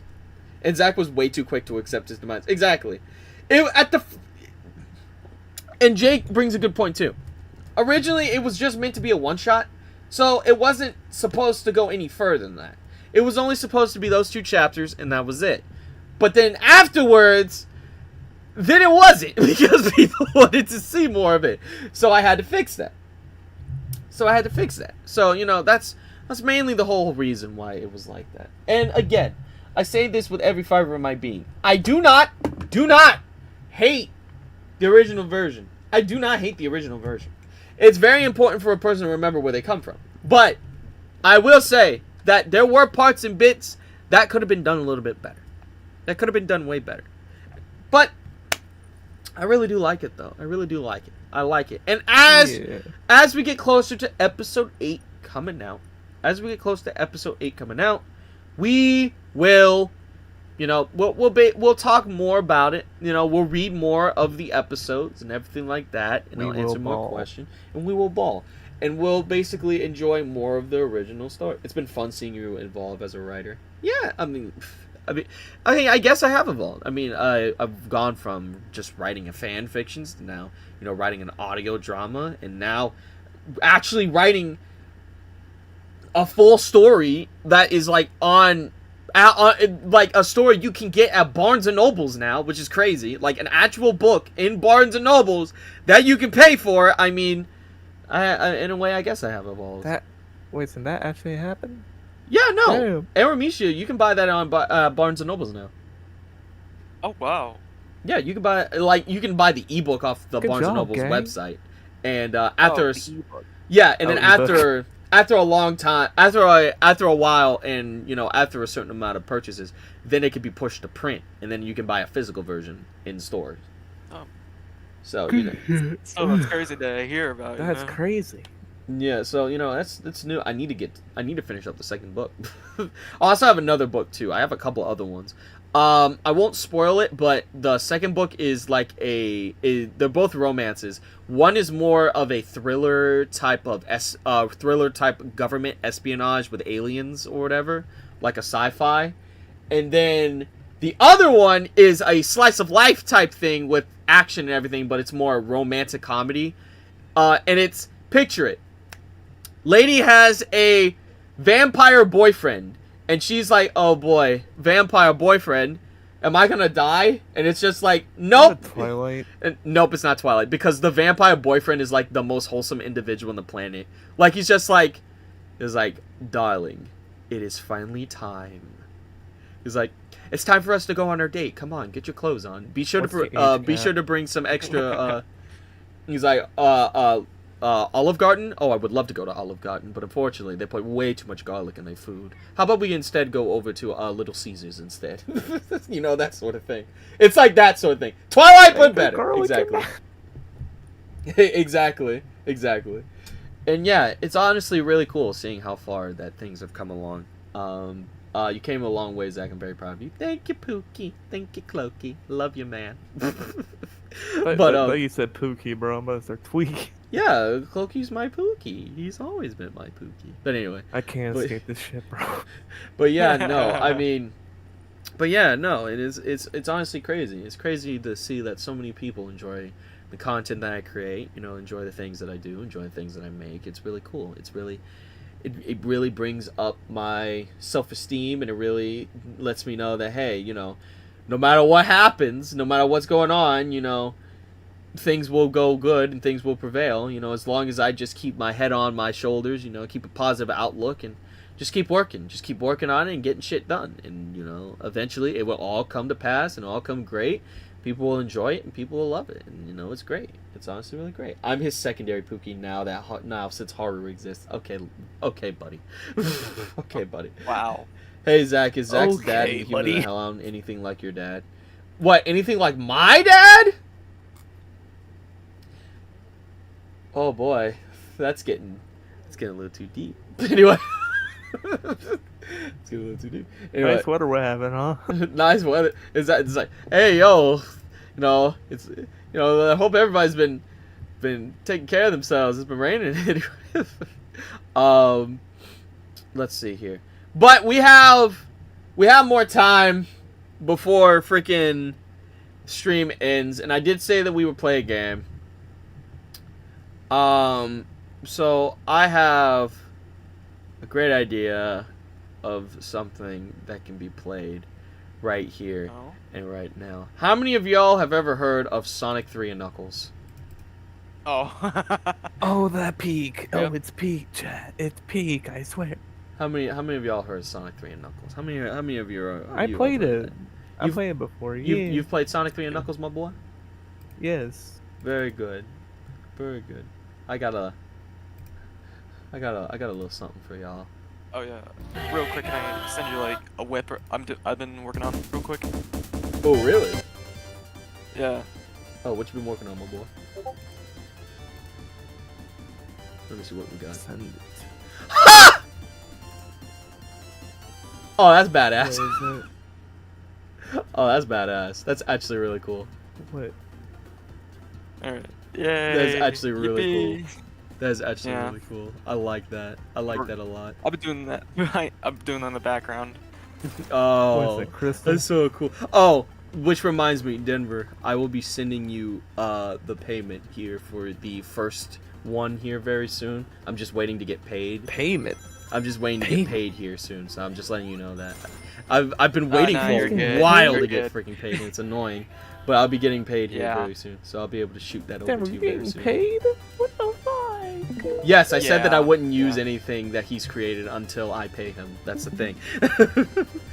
Alrighty. I have a quote unquote job. Yeah, cool. Let's see. Think outside the bun, Zach. Play Mega Man 64 and really hate life. Mega Man 64? You mean Mega Man Legends? Mega Man Legends is awesome. What are you talking about? What are you talking about? Chat, get him out of here. 64 Get on him the out of other here. hand. Never cook again. Mega Man 64 / Mega Man Legends is awesome. That game is peak. Both of the games are peak. Because there's a sequel. They're both awesome. Alrighty. So, let's play some Sonic. I've already played Wait, and beaten this game. Mods? Yes, you can. You can put mods in there? Yeah, you can. Whoa. Like, I have modern Sonic and modern Knuckles, and I also have modern Tails. Fine boom sound. Boom sound. you My boom sound is Vine insane. booms. There is a forbidden game that makes Zad mad. Don't tell me that game. Don't do it. We know what it is. My name's Skylar Love the White, live reading and yo. anything I could do to help progress the process. Honestly, you know, just supporting and everything like that is always a help. Okay, so here's the cool thing about this mod, right? First of all, I have boost. I have boost. I have homing attack. And that's what I have, see? Like, I actually have the full-on homing attack. So, yeah, I love this. Other characters also have... I believe, like, classic or modern Tails has the tail whip, if I'm correct. So, that's pretty neat. Am I late? No, you're not late. Better than Sonic 4? Anything is better than Sonic 4.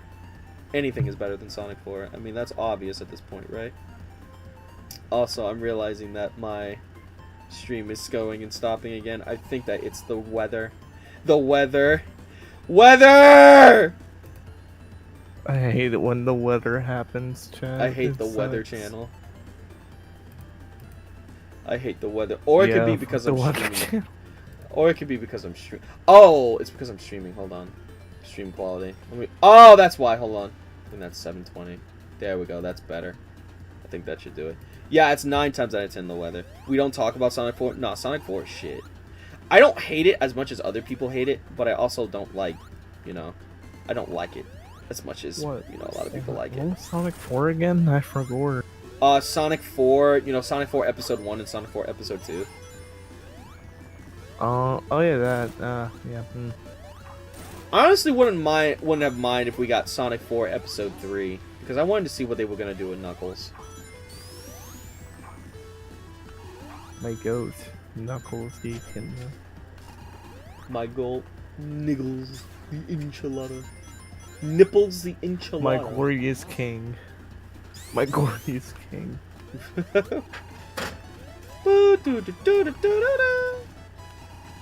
Yeah. Hold on, let's go. Supersonic! Oh yeah, I also have Hypersonic, by the way. I got all the Chaos Emeralds. Seizure You warning. got hypersonic?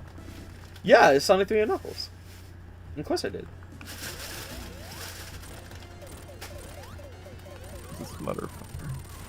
This motherfucker's tryharding. I'm not tryharding, I just beat the game. I'm just really good at the game.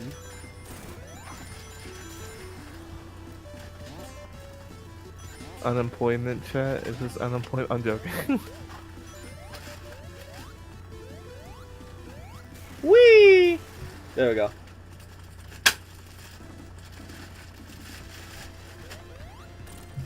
Oh no, it's the boss, but the boss won't hurt me.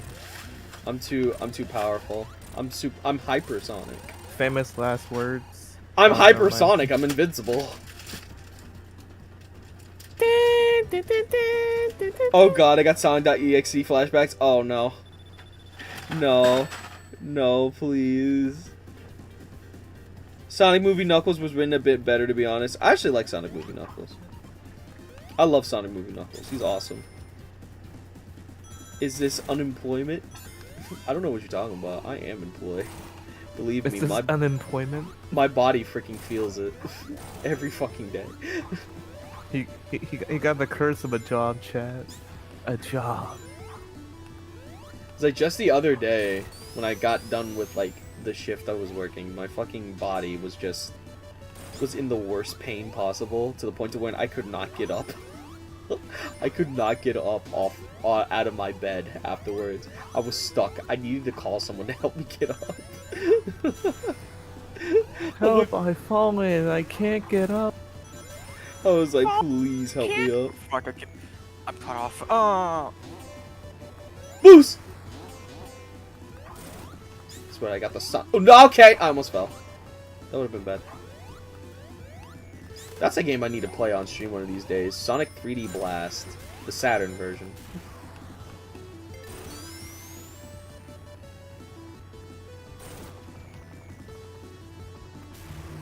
Well, I gotta go, y'all. See you later. Alright, Dark Fang, thanks for coming by. The phase 3 ... Sonic.exe brings me nostalgic horrors. Yeah, Sonic.exe brings me nothing but horrors too, I'm not gonna lie. Mostly when I was a kid. I thought it was the only one.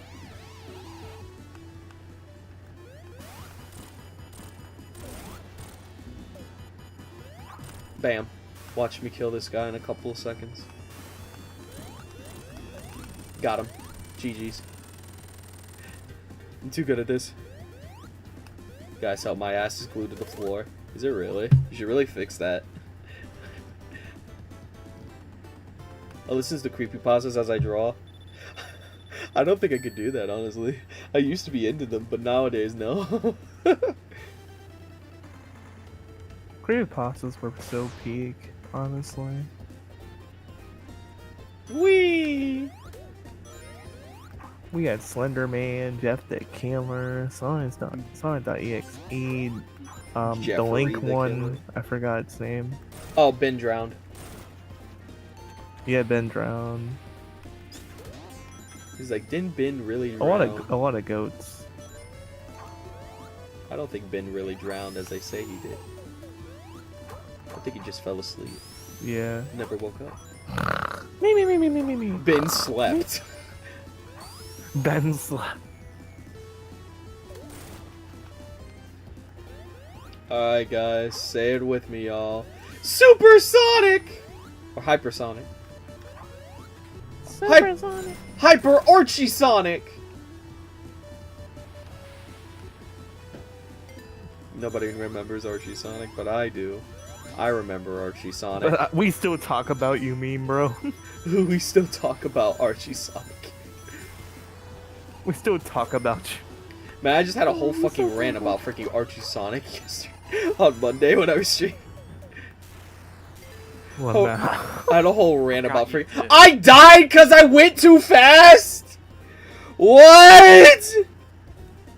Also, hello, people. Loco. Oh, we dead.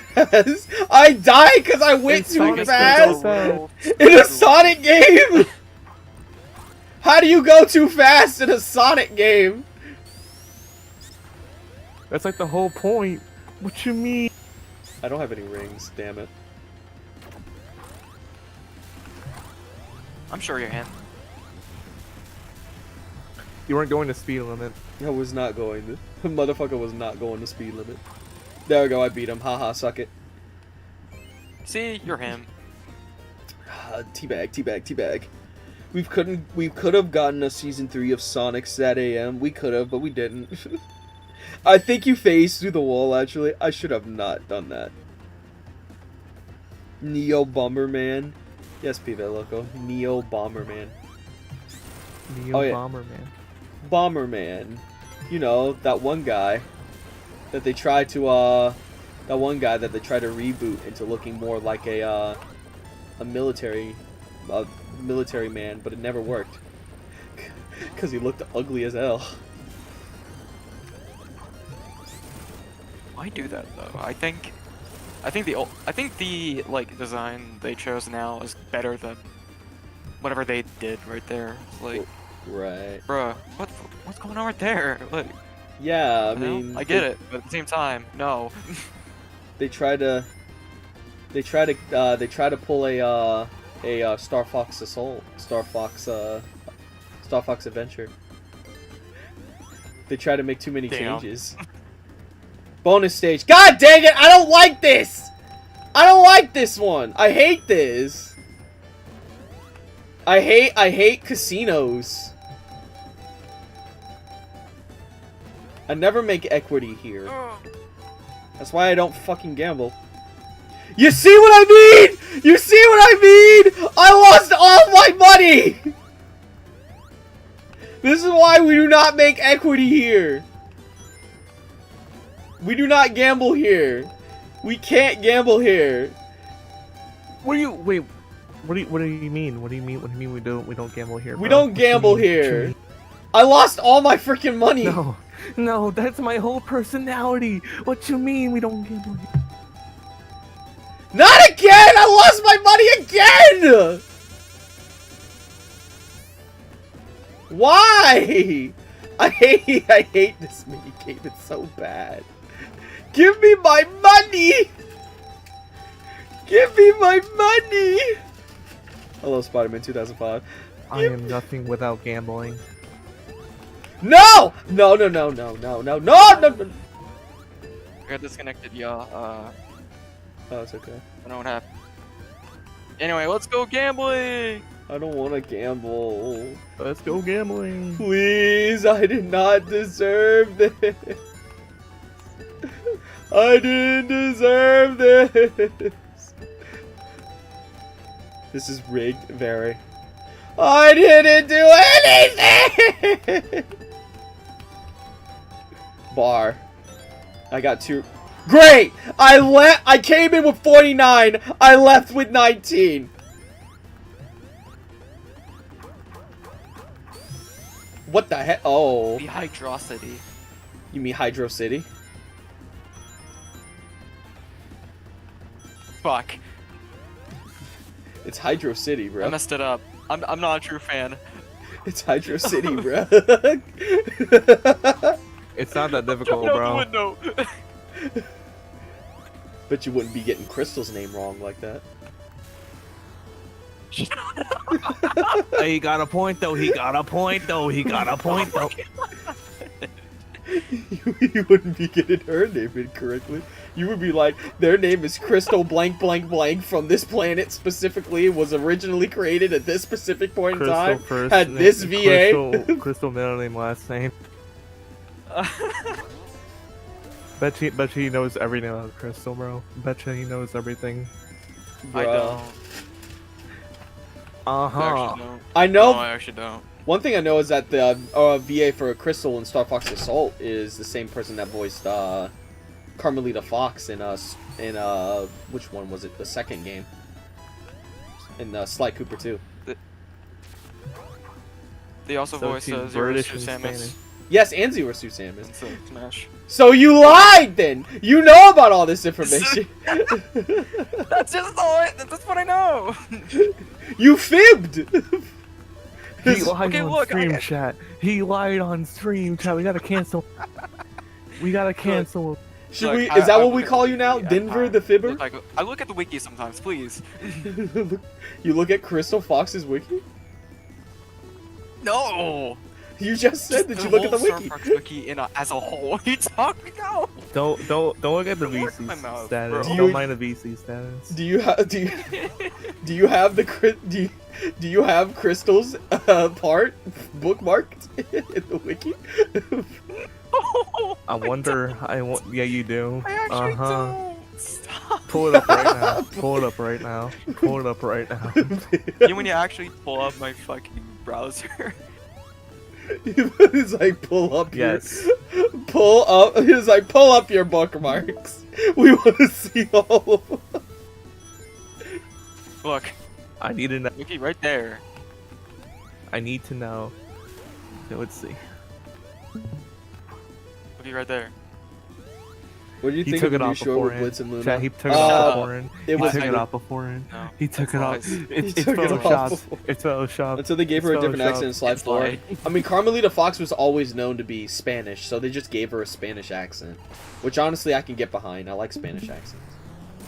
I like accents in general, man. Chat, he still lied, chat. He still lied. Denver lied. Clip it. Clip it. Oh no, someone actually clips this on code. Can you imagine? I've been looking like, wow. I'm just gonna stand here and just, yeah, there we go. The end. Easy, boss. Easy money. Easy money. There you go. Easy money. Got paid. I need to start playing the old Sonic games again. I never actually beat the game. So you'll beat sure the Star Fox games, but you won't beat Sonic? I haven't beat any Star Fox games. You haven't beaten a Star Fox game? I will soon. It's just I don't have times in my hands. But Denver. Hold up now. So easy in his defense, I have never beaten a Sonic game either. So I don't know. Y'all have never beaten a Sonic game. Well, yeah, Simple. I gotta go. I get stuck on Chemical Plant. You get stuck in Chemical Plant of all stages? The second level? Bro, I was a little kid, okay? I couldn't get past on the drowning, okay? I'm sorry. You just kept drowning.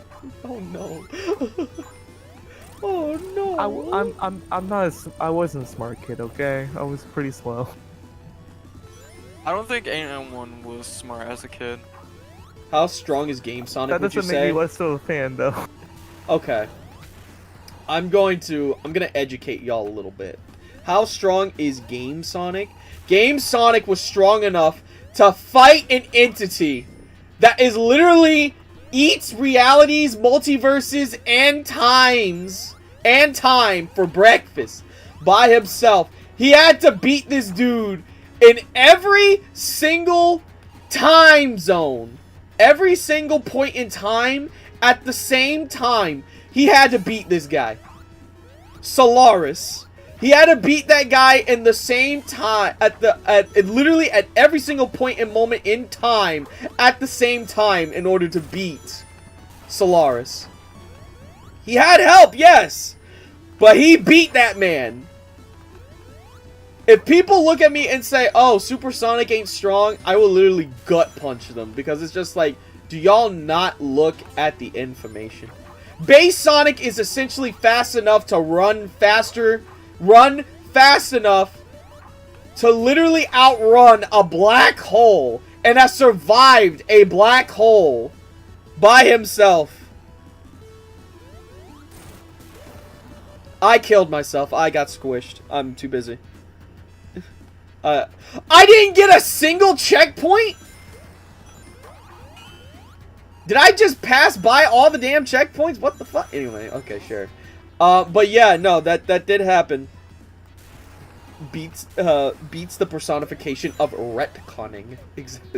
Denver looking close. Yeah, I'm looking at it. I'm just trying to find. Denver, you've been clipped. I have been clipped. You have been clipped. Yes, you've been clipped. You're cooked, buddy. You're cooked. You're cooked. You're cooked, pal. You're cooked. It's over. I have been clipped, unfortunately, and I don't know how to feel about that. Don't worry, Denver. It'll be okay. You get used to it after the 14th time. I already got. Don't worry, I got time. Douglas. You get used to it after you get clipped like a good 73, 74 times. You'll be fine. I promise. It's like so many times. I don't want to hear it. I don't know what I've never been clipped. I don't know what you're talking about. Motherfucker. I've never been clipped. This is gaslighting. I've never been clipped This is before. gaslighting. It is not gaslighting. I've never been clipped before. Gaslighting is insane. The People big don't have a 25 reason to clip in me. the big 25. People don't have a reason to clip me. What are you talking about? You know, I'm a very normal person. I don't say anything weird. Put right hand on the Bible, bro. Right hand on the Bible and say that shit. I want to see. I don't have a Bible. I don't know what you're talking about, so I can't do that. I got a pocket Bible if you want it. My right hand wouldn't be on it though. Oh. Y'all tried to cook and you set the kitchen on fire. That's one way to put it. Any hand on the Bible, bro. Any hand on the Bible. Don't say that shit. Left foot on the Bible. Any body part on the Bible. That's just the Bible. You question the words of the mighty Jimmy? The mighty Jimmy. Hell yeah. The Bible. I try to use the court. I tried to use it in court. It did not work, chat. It's over. You still didn't beat Mario? Listen here. He put that shit on the Wendy's menu. It's over. Okay, yeah, I gotta cut those, no problem.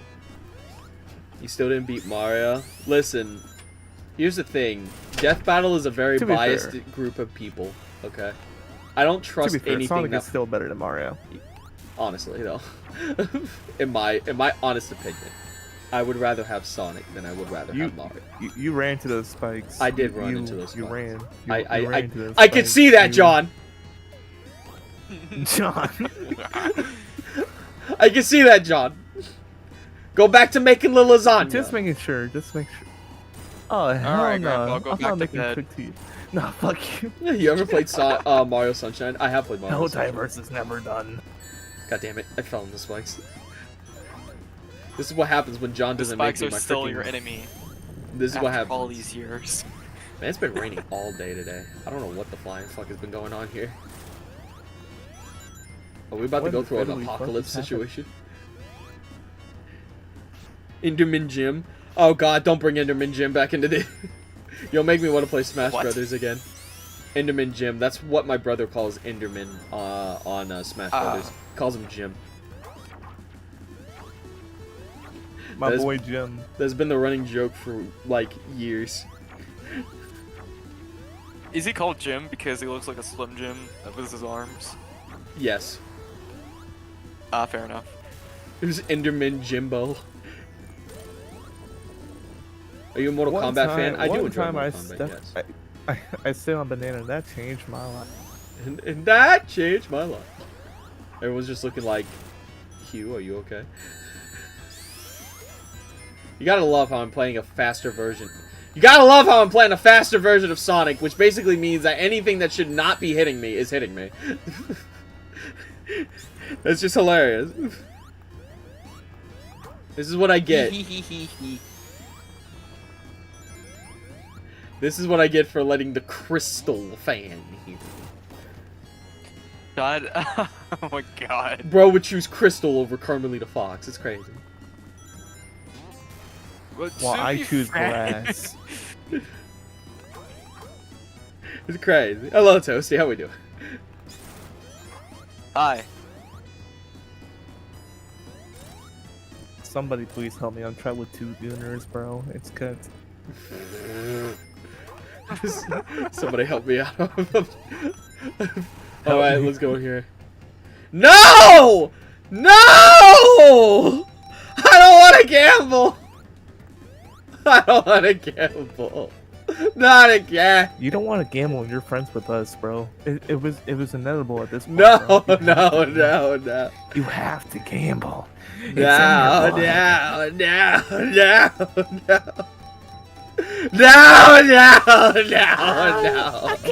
can't. It's Crystal though. Listen here. You know what? You're not completely wrong. Crystal, you know what? Estelle Ellis does Crystal justice. Plus, Chat, hear me out. We have real. grass. Plus, she's kinda we real. have the outside. plus, Estelle Ellis, she's, I say this in the most respectful way, but she is a very attractive woman. In the most respectful way possible. Estelle Ellis is a very attractive woman. I say this in the most respectful way, in case some douche wants to freaking send this clip to freaking Estelle Ellis, like they did with that one clip to that one freaking VTuber with the rabbit, the Brazilian VTuber that was a rabbit, freaking Dylan. I'm saying with respect. Very attractive individual. That's all I'm gonna say. Okay, there we go. Someone's gonna edit out all of this time you said respectfully and just gonna send you the clip. Okay, I got my rings back. Alright, we can leave. We can leave. No more gambling. No more gambling. I'm pretty sure they won't because the clip would be kind of like janky though because the gameplay. That's also true. Yeah. Oh, the gameplay is a failsafe. Yes, exactly. It keeps people from doing that shit. I refuse. I refuse. Wee! Oh no, I fell. Wee! Wee! Wee! Wee! Wee! Wee! Back and forth, back and forth, back and forth, back and forth, back and forth. Oh yeah, okay. Well, here's my stop. Oh hey, what does this take me? Oh, okay. I can do this. There's no gambling involved, just pure skill. In that ring. There's always gambling involved when I'm around. No. I don't like gambling. Real, you're not the king of gambling. You're way too young to be gambling anyway. Denver, shut up. Go back to your crystal talk. That's insane. Oh, wow. It's crazy you work. agree with him? That's crazy work. Okay, alright. That's crazy Sit work. down, little bro. It is indeed crazy work. It is indeed crazy work. I'm just saying. I'm just saying. That's insane. I mean, you got yourself into this. Matt, I don't have a problem. I don't have a problem. It's only a problem when I'm out of money. Clipped once more. Oh god. Oh. You've been clipped again. Oh my. Come here, buddy. I hit you. Get over here! Oh, solo Nathan. How we doing? Don't worry, I've got this. Hello. Watch this. Got him! Just run into him. The end. Boss defeated. I'm just that good. Just one touch and he's dead. As it should be. Alright, guys. We're going to the best stage in the game. What stage? Hit it, Michael Jackson! Oh. Oh, this is clown music. Oh no.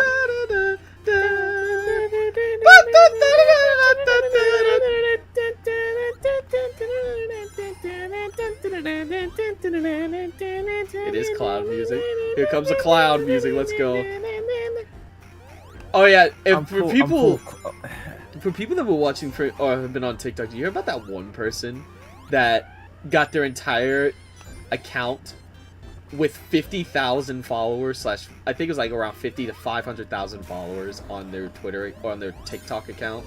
They got that whole account nuked. Like it's gone now. And do you know the reason why they got that account nuked, or the account got nuked? Why? Oh, why? It's because they made a video on the anniversary of Michael Jackson's death saying, "I didn't like Michael Jackson's music. I don't care about it. His music is trash. It's garbage. he's a bad he was a terrible musician." And he got that account, and she got that account nuked. Get him out. Yeah, get it out. Valid.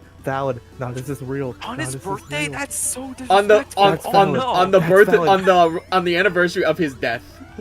He got That's valid. on the anniversary. That's valid. That's deserved because That's Michael even Jackson's more. literally goated, bro. That's deserved. She got her That's account deserved, nuked. honest to God. She got her account. You can't just nuked. diss Michael Jackson, okay?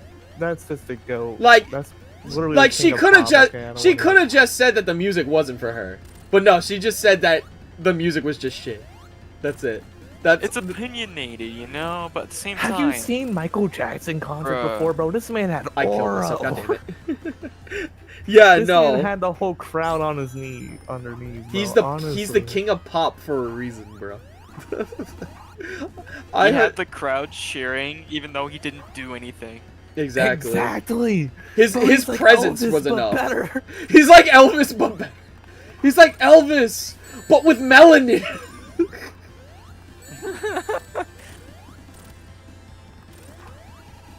God dang it! I got crushed again. Dang it. Even if you he lost is that dead, one. never diss Michael Jackson on his birthday. Even if he is dead, that's what I'm saying. No one disrespects Michael Jackson.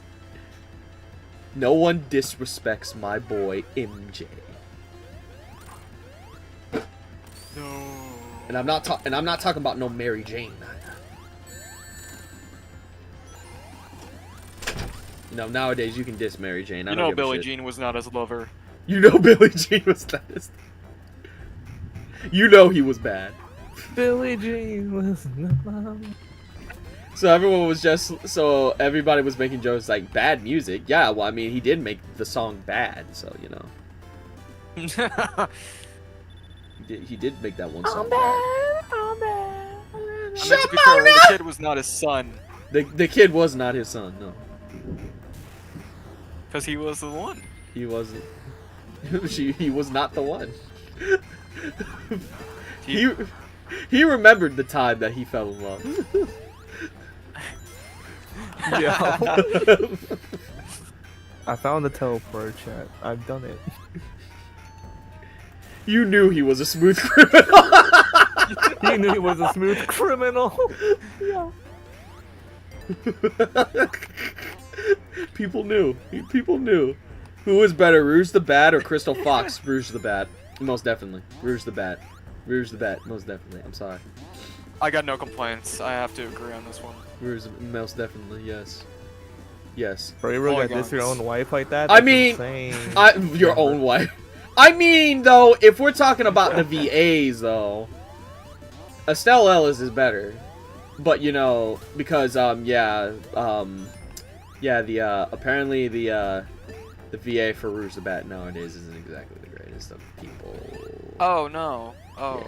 I'm fairly certain that she's, she may be racist. I'm not sure, but I'm not 100% sure. I'm not sure what to feel about that. You're not sure how to feel about that as a white man? Yo, that's crazy.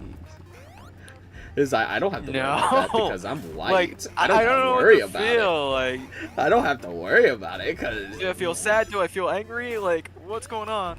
Is that or are you gonna say, oh, I feel relieved because I'm white? No. I have a shot. Okay, buddy. Rouge over Crystal, personally, nah.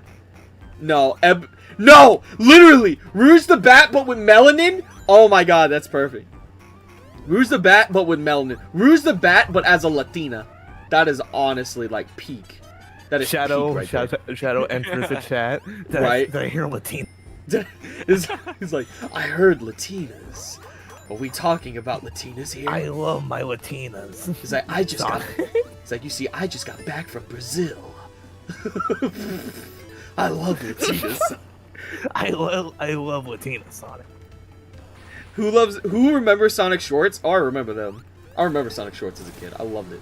Loved it as a kid. Sonic Short. Oh my god, that took me back. Oh. Freaking Sonic Holy. Paradox. Yeah. I remember watching that a lot when I was younger. Man, Who do you choose, Rouge the Bat or Vanilla the Rabbit? Do they both have melanin? Because why not both? Why not have both? Why should I settle for one?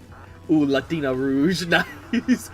Listen, nowadays I know too many people that are Latino and Latina. So at this point, you know, it's like I'm grandfathered in. I'm grandfathered in. I have to. I need to show some respect to my Latino and Latina brothers and sisters. Okay. It is a necessity as a black man. Are we dead? As a black man, it is a necessity. You know, I don't like Risk of Rain sometimes. I don't like Risk of Rain. Why? Risk of Rain is fun. I got bitch slapped out the sky, bro. Sounds like a you problem. Just get good, bro. that's wild.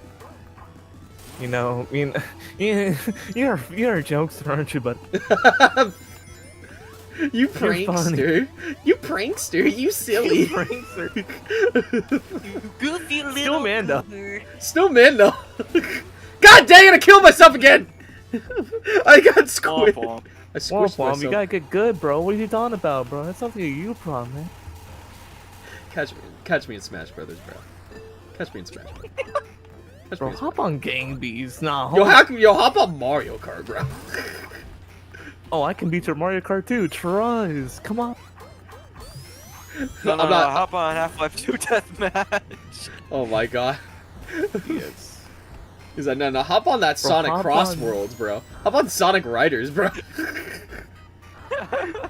Hop on that Super Smash Flash, bro. Come on. Hop on Prism Cross, bro.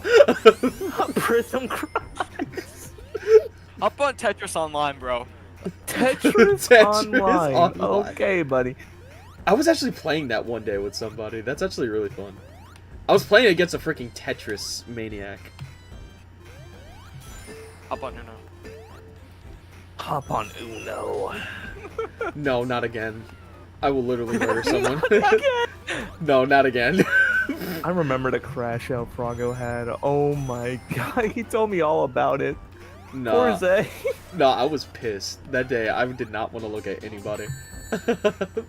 Fair enough, honestly. That's what Uno does to motherfucker. I'm looking like I hate this fuck-ass game. Yet I still Uno play does it. that to motherfucker. I'm uninstalling. I remember one time There's a I had reason like why we don't an play it. hour-long game. Denver, we had like an hour-long game, remember that? Oh yeah, I forget. 7-0. Me, Oh yeah. Denver, We were just stealing cards. Soda, and Eterna, I think, yeah. We had like that game went on for like all night, bro. We were so close to finishing it, and we could never finish it because someone fucking switched the cards or had like a +2 available. Luna, did someone mention Uno? Zach? Oh no, not again. Not again. You have Uno!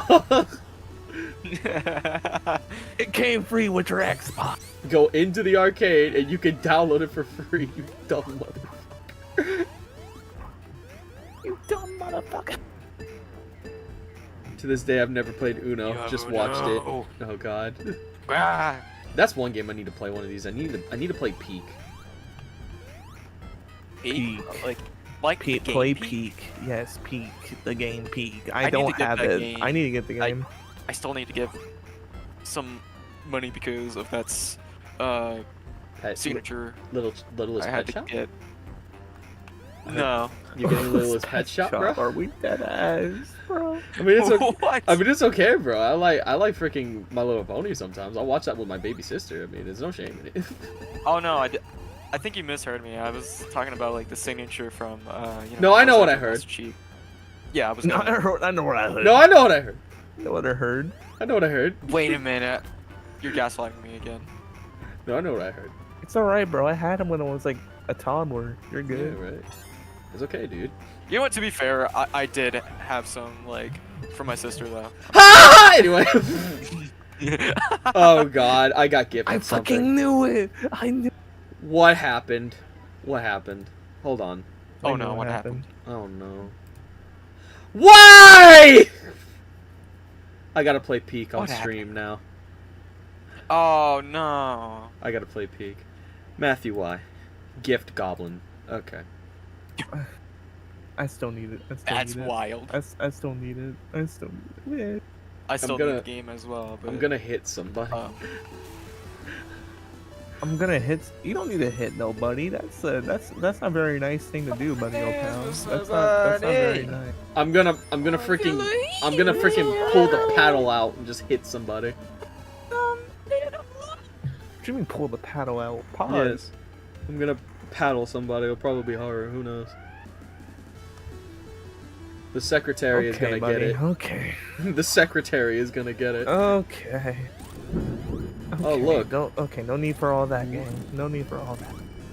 Oh look, thunder and lightning. Boy, you gotta love it. Da da da da da da da da da da da. I don't want to hear from you. You've never beaten a Sonic game. Doesn't mean I didn't beat a level, you piece of shit. I don't know. I don't think you have beaten a level. I've beaten Green Hill Zone. Let's go! The farthest I've gotten in a Sonic game is probably going Generations. around at the speed of no. Let's go, It's Michael Sonic. Jackson. Hit play that music for me, baby. Don't let nobody tear down your legacy.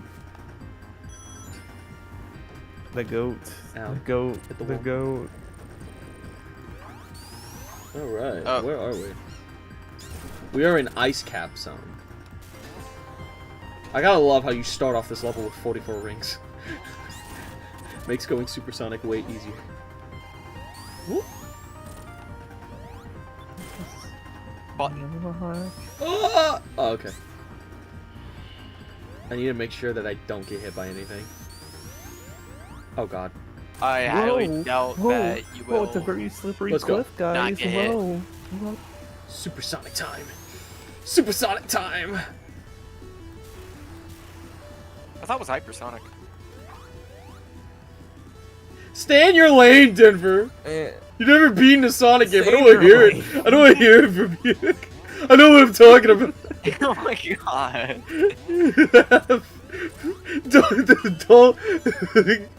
Don't you correct me about Sonic lore. You have freaking Star Fox. I have Sonic. I have Sonic Mega Collection on GameCube. I have the literal like. I have Mega Collection box. Plus. Half the box. I have Plus on PS2, which has more games, and Jim's Collection, which has Tails Adventure. I don't know. I've educated in Sonic lore. I don't know how Tails Adventure is. You like know what? You know, I don't know how that's a flex. You but, don't. You don't. Frick you. Frick you. Eee. Pulls out a bomb. There's a pipe bomb in your mailbox. It's Sonic. There's a It's mailbox in your ultrasonic pipe form. bomb. Right. There's a McDonald's in the Pentagon. There's a McDonald's in the Pentagon.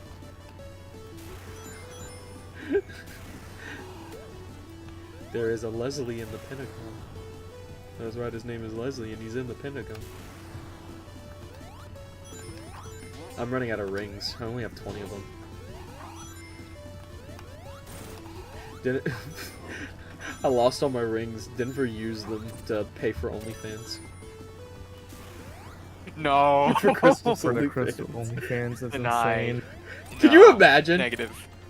Imagine if Crystal was a real person. He would be the first person to do it. He would be the first person to subscribe. He would be the first person to No, I subscribe. would not. Yes, I'd you like would. to give Denver the benefit You of know doubt what you and are. think that he would be at least the second. At least the second. At person. least the second. At the very least, the second person to subscribe. That's all I was. I will not tell him that he will be the first, but he will be at least the second. Who would be the first though? That's a good question. I don't know. That would be Zach. No. I got bills to pay, bro.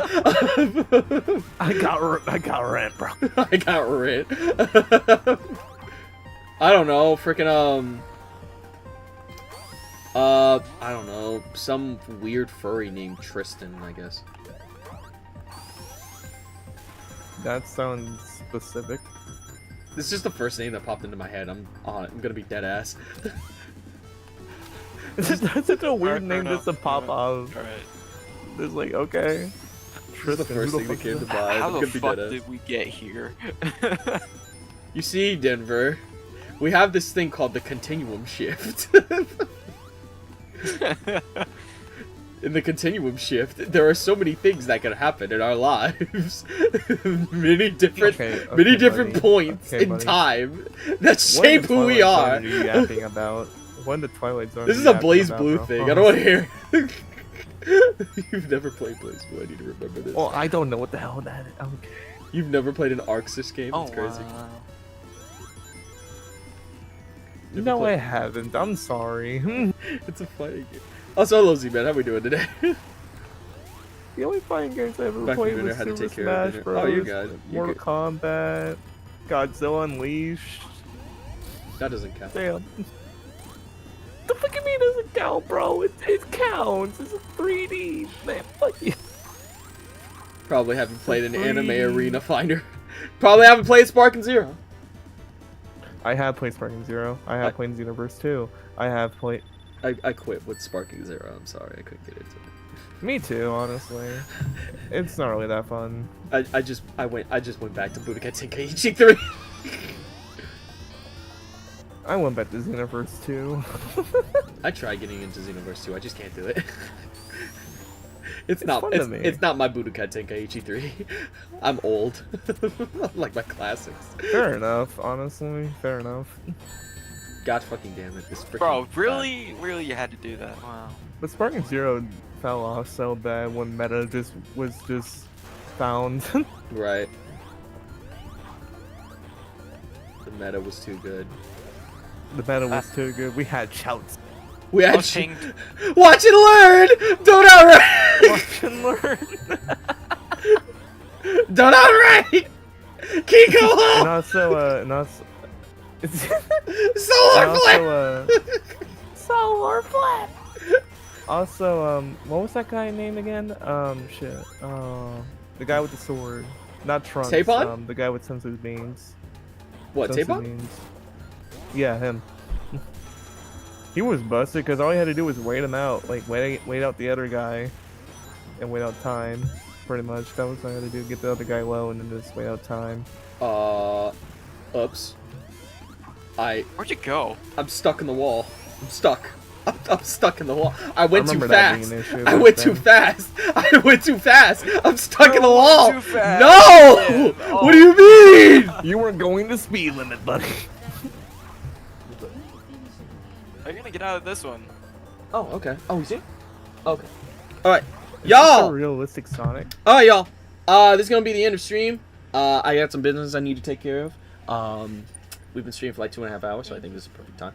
Thank y'all so much for coming to this stream. This is really good. We had a really huge turnout. Got like 70-something people here. It was awesome. It was fucking awesome. I really love doing this stream. Which, if that's the case, I may read other stories that other people created because I really feel like it'll be a good time, you know, reading other people's stories, reading other people's creations, giving them some spotlight, like I did with some of the videos, but, you know, it takes a while to edit those videos. But I really like the idea of actually, like, being a part of a stream and having everybody watch instead. So I think that'd be a great idea. Toasty, if you got that Undertale one, I'll read that one. You know, if you got that Undertale one at a good amount, I'll read that one, you know, because I know I want to do more than just Helluva Boss. I want to do a lot of other stories. As long as there's no NSFW involved, I want everybody to be able to watch it. And we all know how real in Denver get when it comes to NSFW stuff, so please. I want to keep them sacred. What? I want to keep them sacred. It's insane. Yo, bruh. I keep them sacred. But yeah, With that being stated, thank y'all so much for coming down. Please be sure to go to the description below, check out my friends, cast members, and our social links. Make them happy, make me happy. You guys get some amazing content as well. You all know about the forums, you all know about Discord server description below. And as per usual, thank y'all so much, and please be sure to have a hell of a day. Bye bye. The